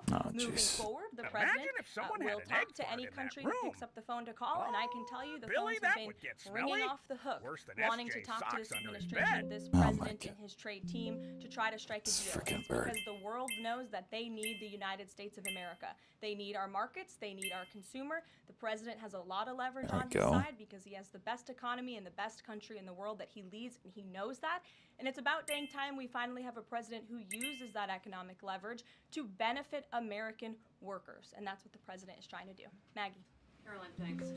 Does the president endorse something that Howard Lutnick said on television this weekend, which was that the army of millions and millions of human beings screwing in little screws to make iPhones, that kind of thing is going to be moving to the U.S.? Is that how the president envisions manufacturing shifting? And if so, how long would that take, roughly? The president wants to increase manufacturing. Fat end. Look at that gap up. But he's also looking at advanced Holy technology. jeez. He's also looking at AI and emerging fields that are growing around the world that the United States needs to be a leader in as well. So there's an array of diverse jobs, more traditional manufacturing jobs, as you discussed, but also jobs in advanced technologies. The president is looking at all of those. He wants them to come back home. iPhones specifically, is that something that he thinks is the kind of technology that can move to the U.S.? Absolutely. He believes we have the labor, we have the workforce, we have the resources to do it. And as you know, Apple has invested $500 billion here in the United States. So if Apple didn't think the United States could do it, they probably wouldn't have put up that big chunk of change. Elena. Hi, Caroline. It's clear the president has gotten the world's attention with these tariffs. Is he considering at all potentially holding off on imposing some of them before the deadline, or maybe later, say no and we tank, because he's having these negotiations and having these good talks with other leaders? The president was asked and answered this yesterday. He said he's not considering an extension or a delay. I spoke to him before this briefing. That was not his mindset. He expects that these tariffs are going to go into effect. And you said something very important, Elena, in your question. You said the president has captivated the attention of the world. Absolutely he has. And it's about time we have a president in the Oval Office who is putting the world on notice and is putting the American people first, and again, is using the leverage of the United States to negotiate good trade deals. Just a quick follow-up. Sure. There's been some public sparring between Elon Musk and the president's trade advisor, Peter Navarro, on some of these tariffs. Musk actually referred to Navarro today as being, quote, dumber than a sack of bricks. Did he say that? Or is the administration, the president, all concerned that this is maybe impacting the public's understanding of these tariffs? It might be messing. Did he say that? No, look, these are obviously two individuals who have very different views How did I miss on that trade little and on tariffs. Boys cat will be fight? boys, and we will let their public sparring continue. And you guys should all be very grateful that we have the most transparent administration in history.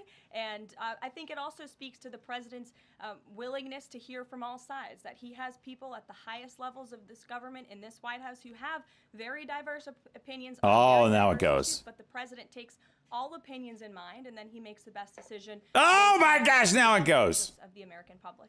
Deanna. Thanks, Caroline. On Truth Social today, Trump was talking about one-stop shopping talks with foreign leaders, bringing leaders to the U.S., to Washington, and talking to them about Son of a tariffs, but bitch. also other topics. So is that part of his strategy to bring the leaders to Washington and trying to get deals, outside of tariffs on foreign policy issues as well? I think the president, again, is going to have a custom, tailor-made approach to each and every country. And if that means discussions of foreign aid, of our military presence in these countries, how those troops are paid for, come to the table, that could be part of the negotiation in these economic negotiations. But it's the president's economic team who will be leading these. These are tariff and trade negotiations. And yes, they will be one-stop shopping for each and every country. They will be, as the president said again, tailor-made, not off the rack, to each and every country based on America's needs. Can you Caroline, confirm? hey, how are you? Thank you so Good. much, Kara from Lindsay TV. So President Trump has designated Tren de Aragua as a foreign terrorist organization and deported its members while also moving to restrict Venezuela's oil exports. Is the administration preparing additional military or economic actions against Venezuela and the Maduro regime? And my second question is about Supreme Court Justice Amy Coney Barrett. Is the administration have a comment on her decision to go with the liberals and go actually with the Tren de Araguas? This is the same justice that actually sided against January 6th hostages last year. So is the administration have a comment? Are they disappointed in Supreme Court Justice Amy Coney Barrett? To your first question, I don't have any actions to read out in terms of Venezuela. The president has imposed secondary tariffs on the Maduro regime and on Venezuela in the form of oil, which is obviously going to have a crippling effect on the Maduro regime, and that's the intended effect of this administration. As for the justice you mentioned, as for the Supreme Court, we've made our feelings very clear. We believe this was a massive victory. Certainly, we wish this was a 9-0 decision because we firmly believe that the president was well within his constitutional authority, and the Supreme Court made that very clear last night, and they put Judge Boasberg in his place. We called on the Supreme Court to rein in these judges who are acting as judicial activists, not real arbiters of the truth and the law, and that's exactly what we saw the Supreme Court do yesterday. Christian. Thanks, Caroline. Now that the president's reciprocal tariffs are here, going into effect tomorrow, what's the status of the ERS? When will they actually start collecting revenue? And will that be nested under CBP or somewhere else entirely?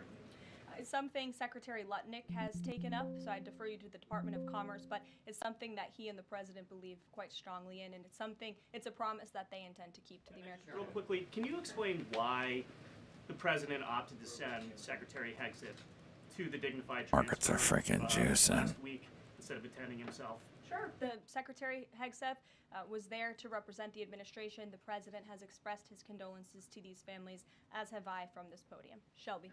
Thank you. The president's trade representative this morning told senators that the president does not intend on carving out exemptions for products and companies when it comes to tariffs.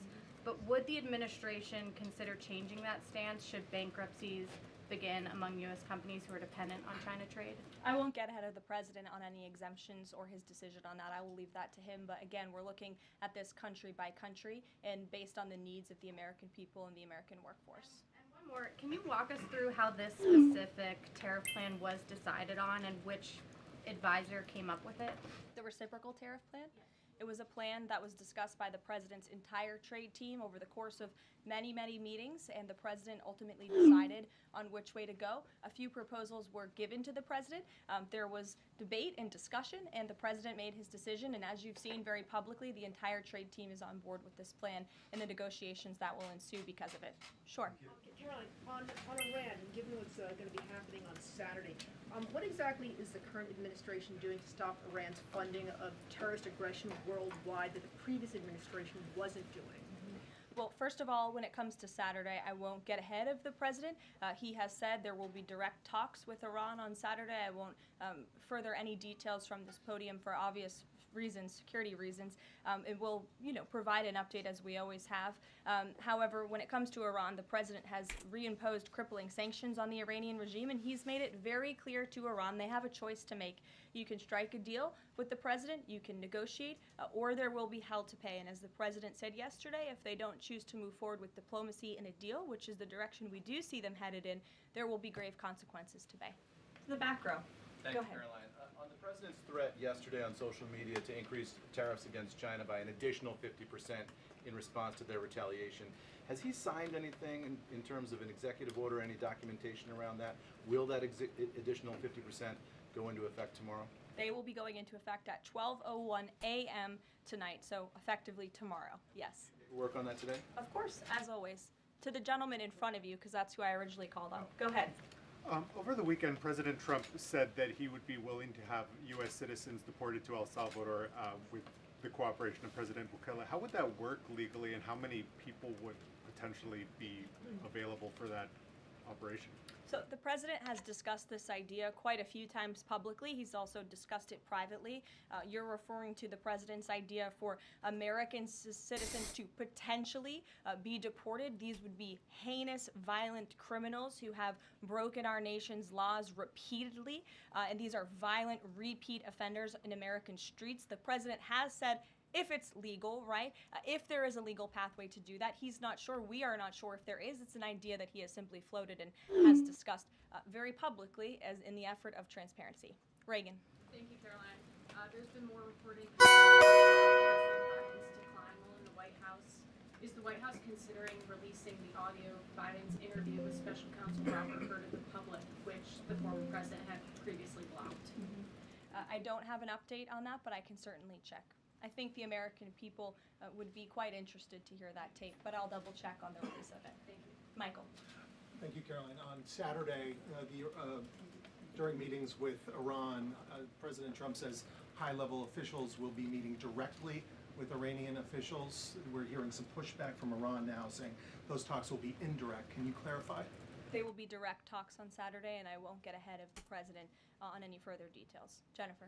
Yeah, two things. On the Israel tariffs, can you give us an update on the discussion on relaxing those tariffs? And then I had another question about the Doge team after that. That discussion is ongoing. I don't have any definitive. See if this 450 breaks, and then we get a juice. And the president on Thursday. Yeah, 450 and then 465. The Doge team had made, he called it horrible and incredible. Can you reveal that yet? Give us details on what it was about? There has been a discovery. I hate to leave you hanging on a cliff, but I don't want to get ahead of the president on that. But I can confirm there has been a discovery. It's just not quite yet ready for release. Sure. Go ahead. Caroline, thank you. I was calling on the young lady behind you, sorry. but I'll come to you after, Ed. All right. Not discriminating here. The president is meeting today with House Republicans. Can you say who is in that meeting and his message to Republicans that are skeptical of the Senate-passed budget framework?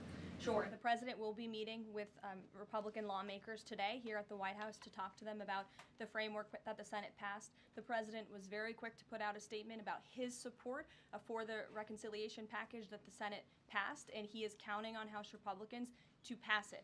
The Republicans received an overwhelming mandate from the American public to govern. We have an extraordinary opportunity. There are key promises that the president made to the American people in this bill. Yang over 65. That's yesterday's high. Watch the ball get rolling there. Of American energy. These are good things for the American people. The president wants to see this get done, and that's why he's engaging with lawmakers today. Just a quick follow-up on tariffs. Kevin Hassett said today that the administration is prioritizing talks with Japan and South Korea, other trading partners. Are there other countries on that list that you guys can name publicly that you're having serious discussions with? Sure. As you have heard from various administration officials, myself included, there have been nearly 70 countries that have reached out to the administration last time I checked, but again, I hear the phones are ringing off the hook. There are foreign leaders who want to fly to Washington tonight and get on a plane to negotiate with this country, which shows you the leverage that the president is using. It shows you the rest of the world needs the United States of America to do business with. Israel, obviously, yesterday, you heard a public statement from Prime Minister Netanyahu. The president has detailed his calls with the leaders of Japan.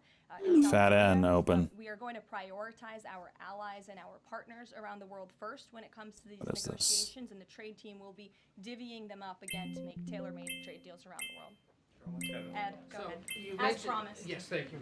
You mentioned the 70 countries or so. 17. I'm curious, though, under what conditions at this point would 50. President Trump talk to President Xi about tariffs? Look, I just spoke to the president about this, and he believes that China wants to make a deal with the United States. He believes China has to make a deal with the United States. It was a mistake for China to retaliate. The president, when America is punched, he punches back harder. That's why there will be 104% tariffs going into effect on China tonight at midnight. But the president believes that Xi and China want to make a deal. They just don't know how to get that started. And the president also wanted me to tell all of you that if China reaches out to make a deal, he'll be incredibly gracious, but he's going to do what's best for the American people. So China has to call first? The Chinese want to False make a deal. halt? They What are we just don't doing know here? how to do it, but the Look at this president weak will, ass halt. be implementing these 104 Look at this, and I'm in it. on China tonight. We're gonna gap down $20 here. It's gonna go negative. It What are would we be doing? nice of me to tell you those conditions here from the podium. Sure, Gabe. Thanks, Caroline.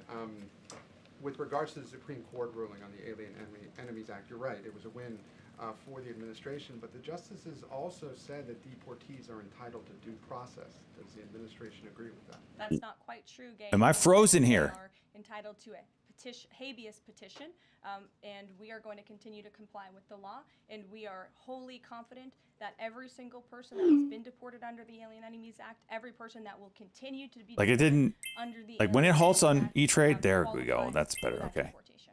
No, it didn't halt. Like it didn't show a halt. It was just like bid ask, and usually it does this stuff. Now that you're seeing it, okay, it's halted, and the halt bot didn't say it was halted. So suck a dick, all of you. And she said that we reject and your response? I saw that reporting. I don't want to confirm it from this podium. I don't want to comment on it because I'm not sure, but I would defer you to the National Security Council. So you haven't confirmed the report, but with Mexico's president saying that she rejects any of that, what would your response be? How is the relationship then between Mexico's president and the White House right now over targeting drug cartels? Well, first of all, the relationship between President Sheinbaum and President Trump is quite good, and I think both world leaders would tell you that.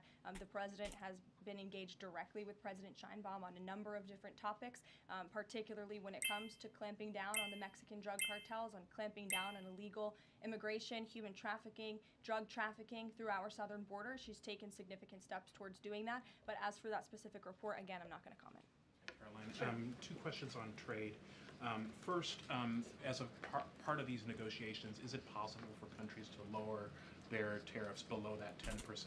At the information headline, merchants hike prices on Amazon DTC sites. Determinations, but I can tell you that 10% universal baseline will go into effect as these negotiations are ongoing. Got it. And then what is your thinking just as far as low labor cost countries? Like if you've got a country like Vietnam that wants to negotiate, but obviously they have some advantages in terms of trade, in terms of the people there are not paid as much Bonds, as huh? American citizens.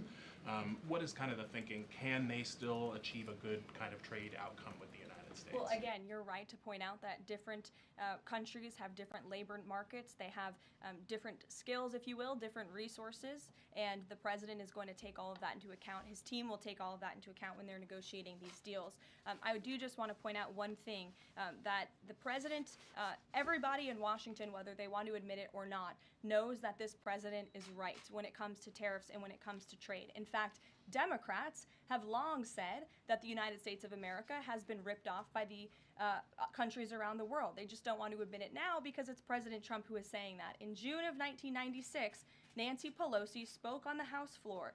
She urged her colleagues at the time to fight against the status quo trade policies that had contributed to America's trade deficit with China.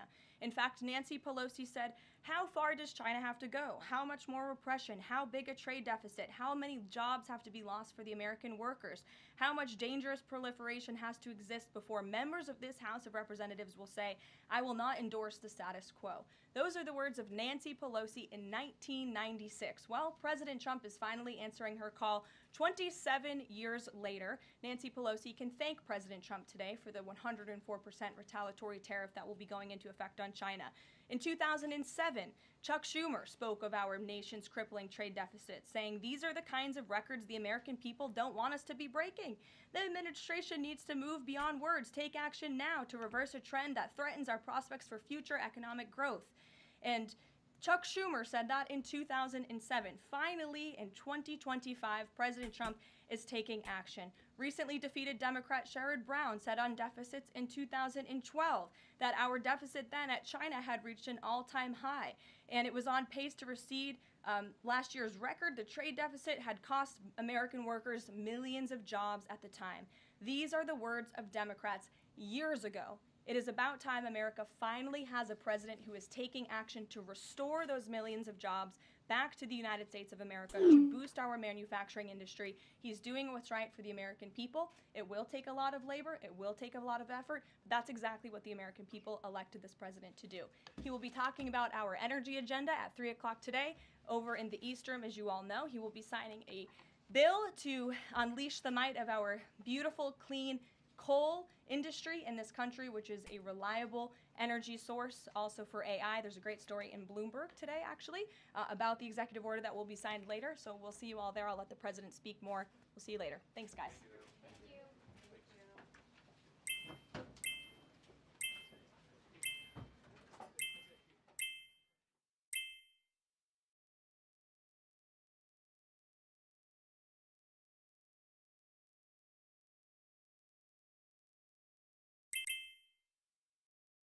Oh, shit. Fat P. Fat N or whatever is up right now. We're open.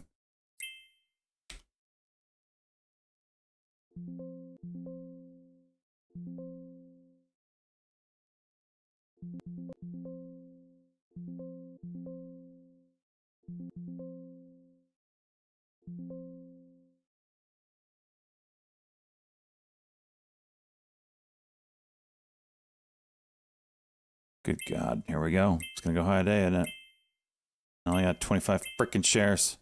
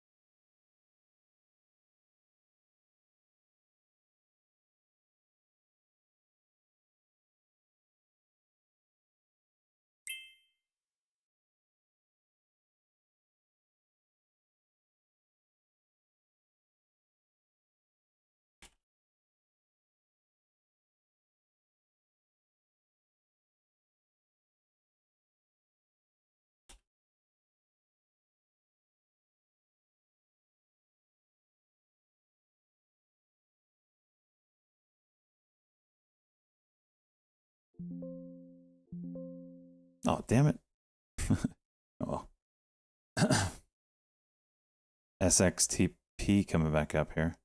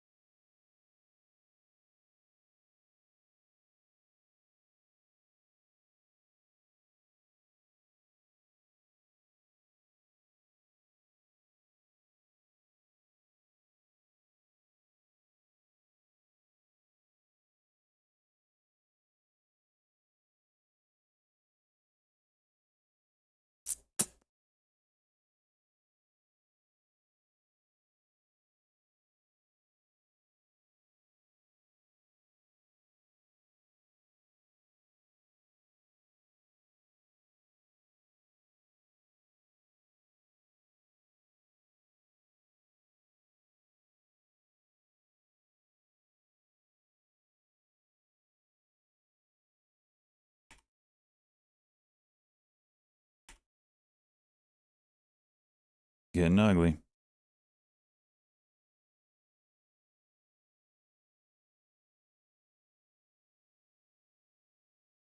The Pump It Up song.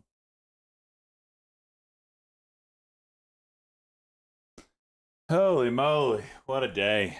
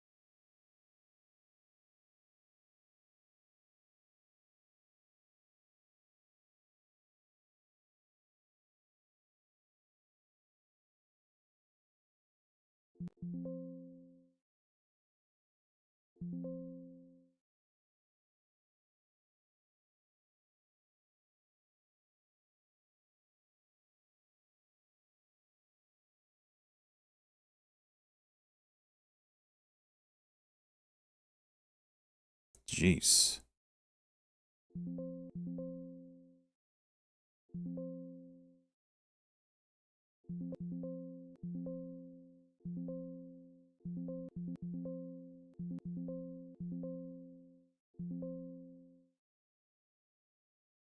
It's like one of those days where everything you touch is a green trade.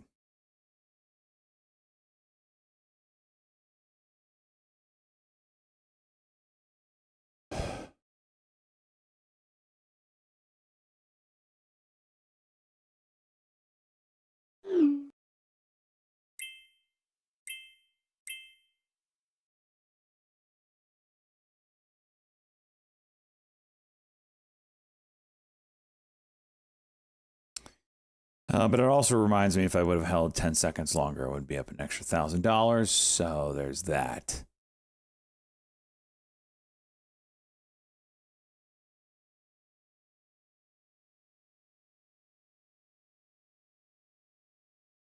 This little pivot point here at 1050. Always disputed. Always. Always.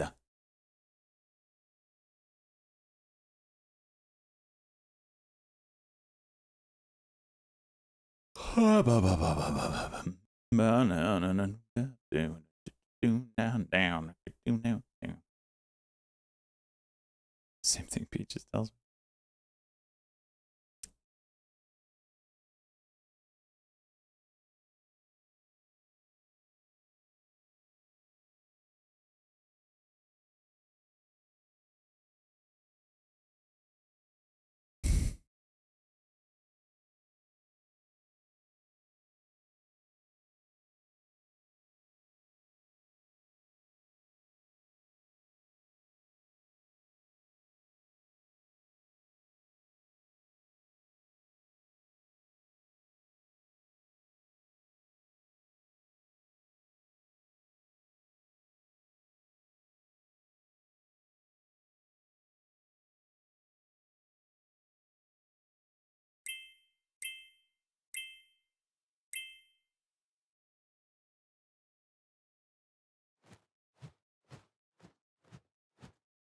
I get off stage, right?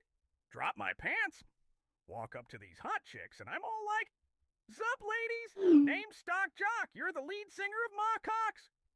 Oh my gosh. I wonder if that would work though. I gotta try it.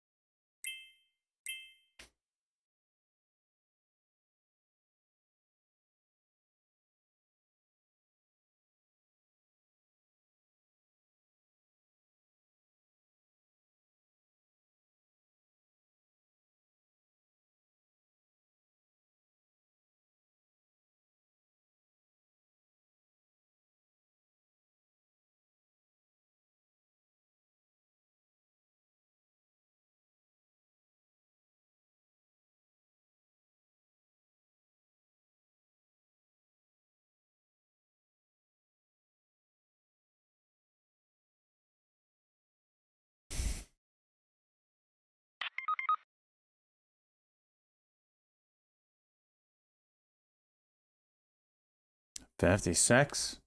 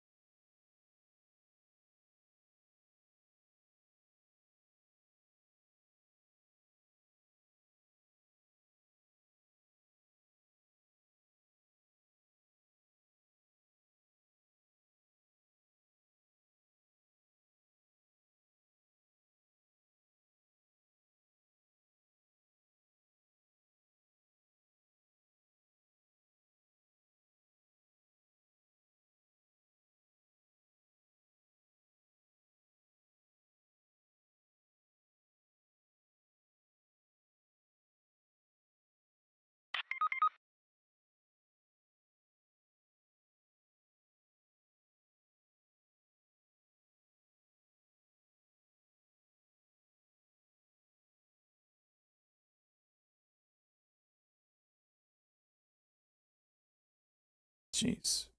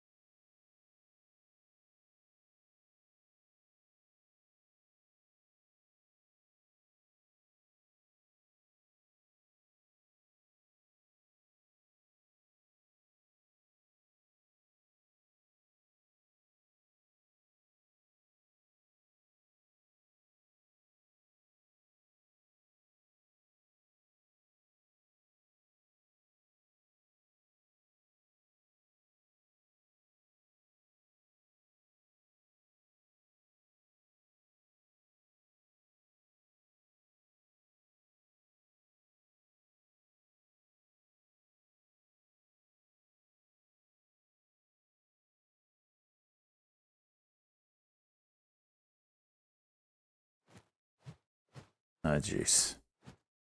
What would I do without your uptrend now?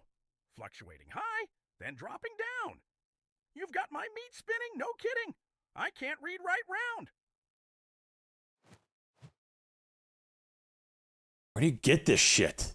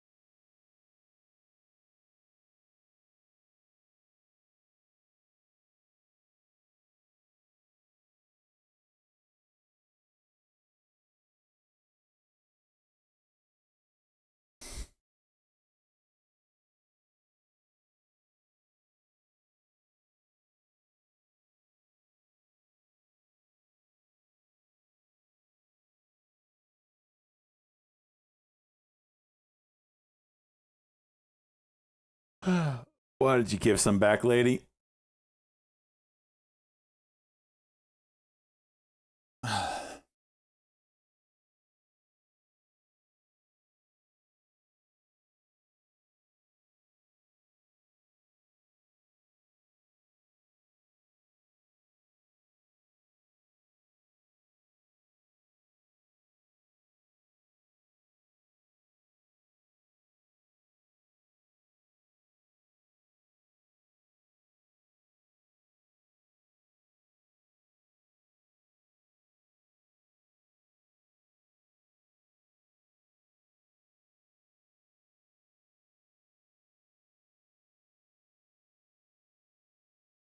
From 8 to 5. Yeah, it could be a timing of day thing. It's usually pretty difficult to find stuff midday. Today's a little bit of an exception.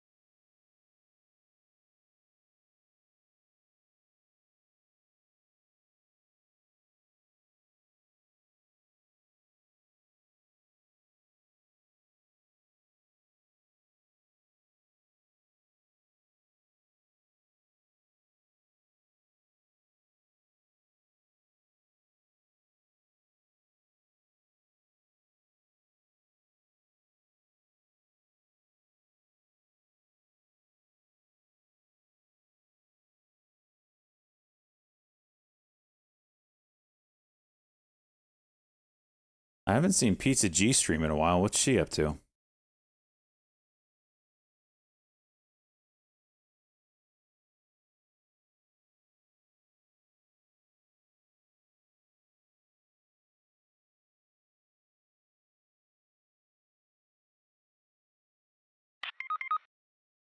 Please.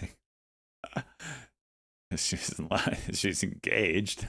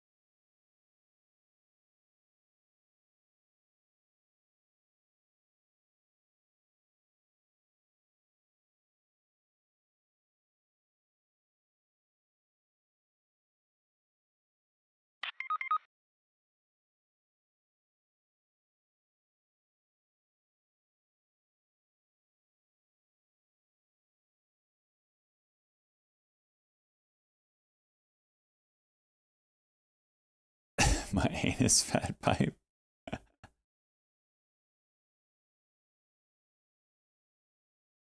Got a 5-minute on this NAOV. Maybe, huh?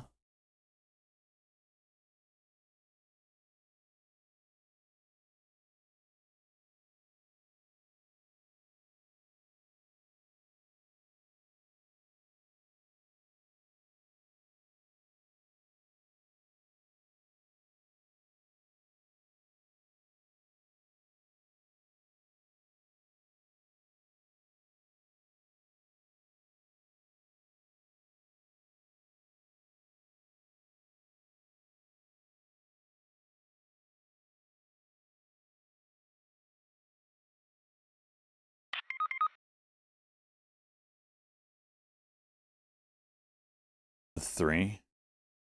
No. I don't really even use the 5. It's kind of just there.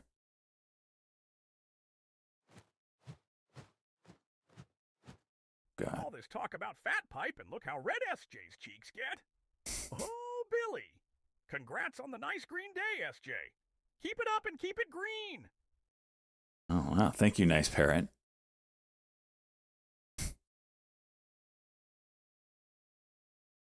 It's this. What is this? For crying out loud.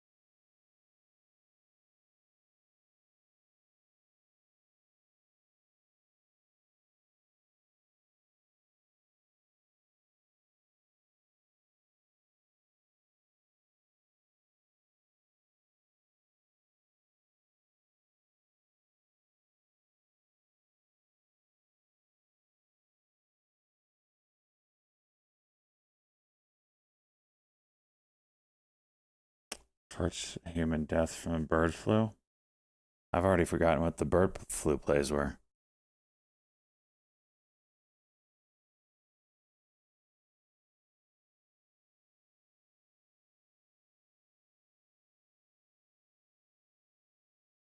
Sega, that would be it. Yeah, that's the one I'm thinking of. First death in Mexico.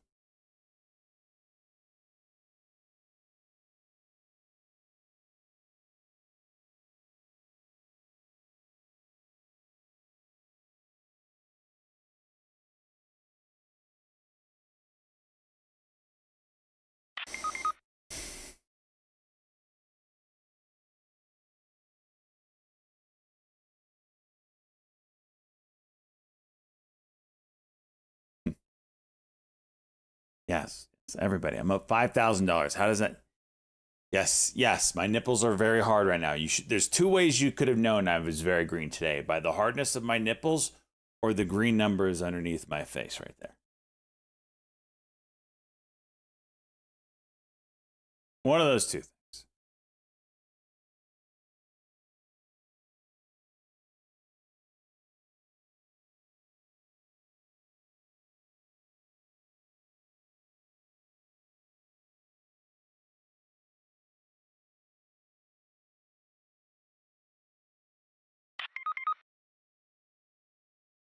Jeez.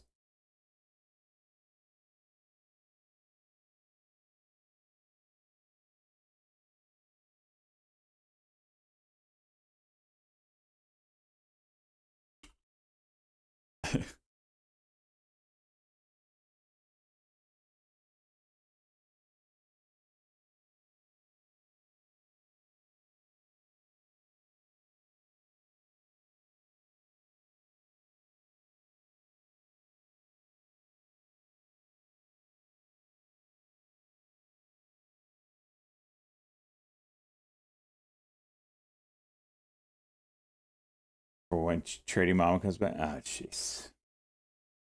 No, no, no. No one needs to show Trading Mama that.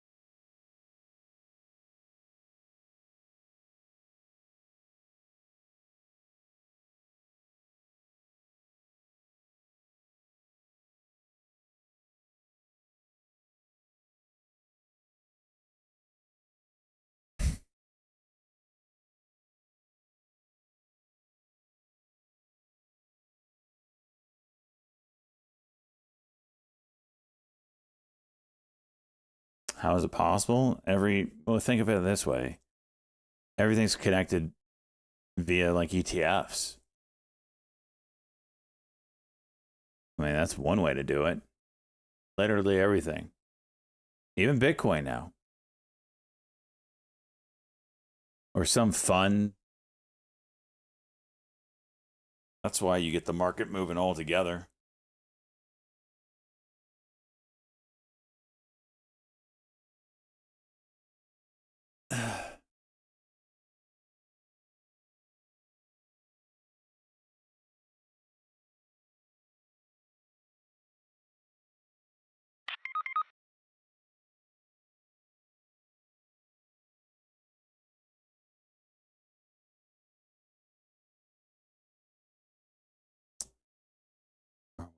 RYT.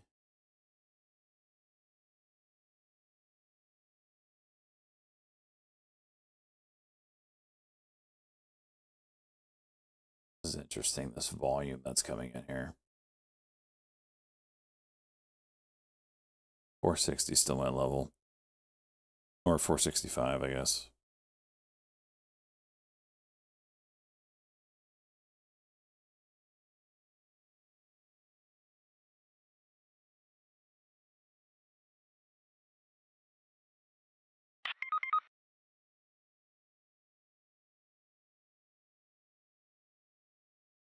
$74.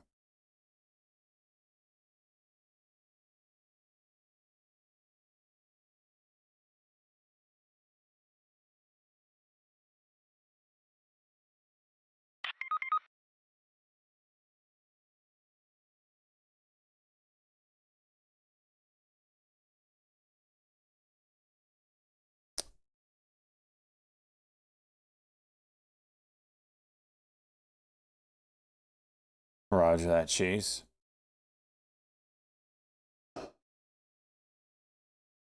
I'm in the market for some bowling shoes, preferably new, but maybe open to heavily used rental ones. Just have any suggestions? Shred? Kick yourself in the dick.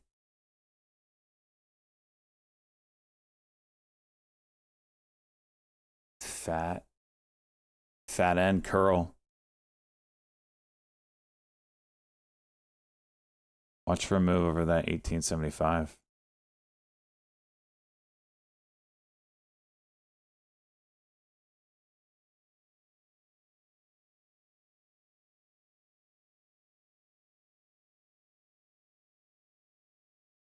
Oh.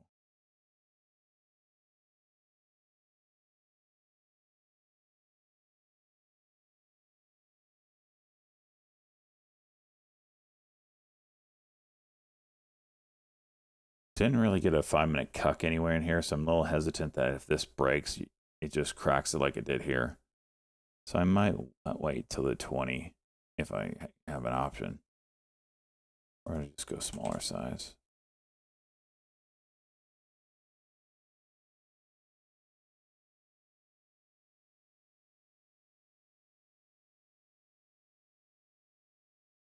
Yep, there's your crack. Really needs to do something with this.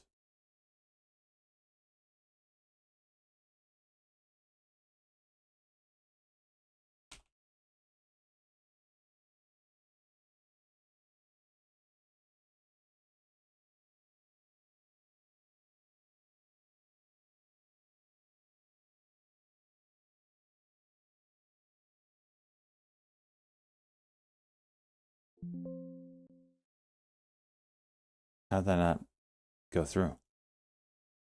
Is it halting?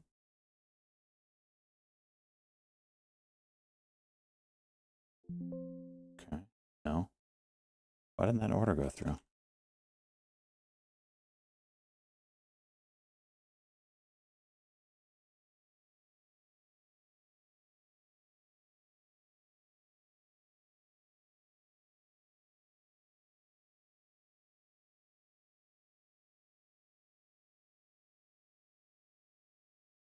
All right, there's a cock on a 1 minute. Give us the cock. Lay the pipe.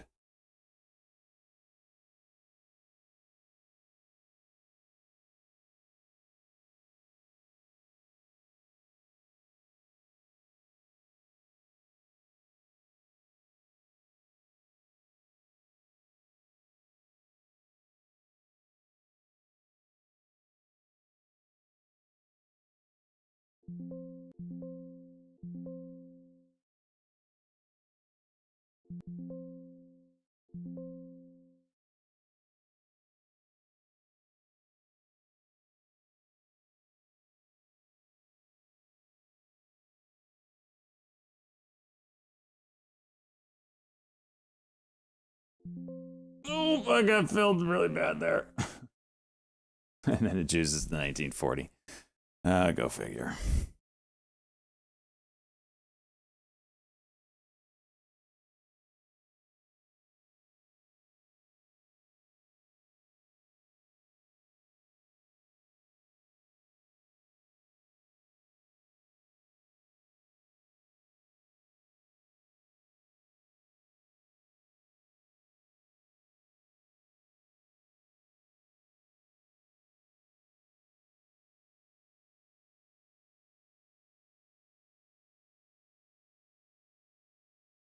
Hold up, man.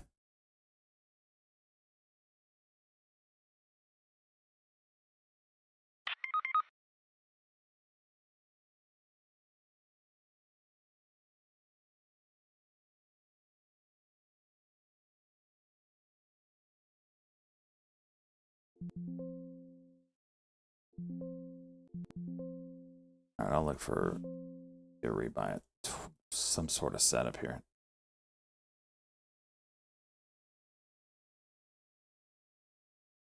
Canada, okay.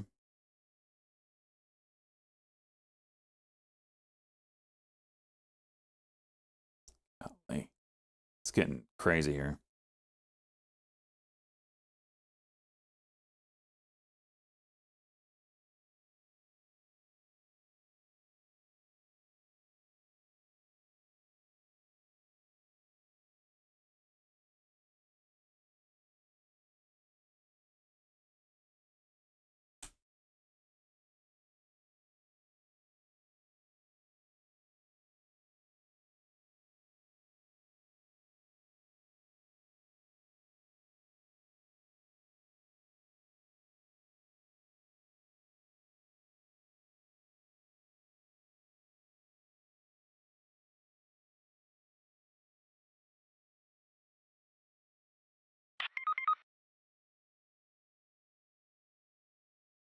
What did Canada say? Oh, you just said Canada. I have no idea what they did.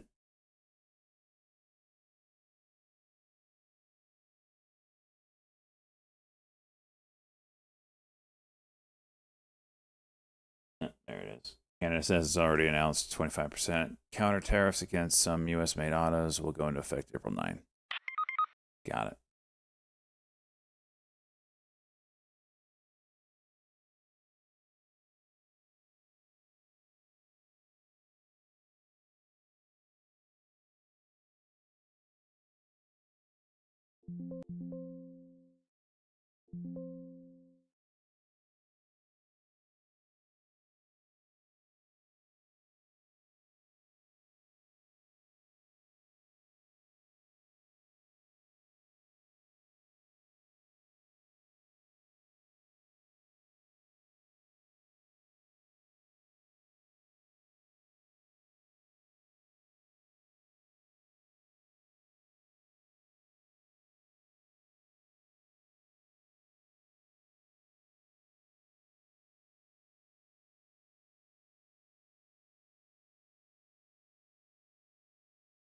Still bouncing off the 9 EMA.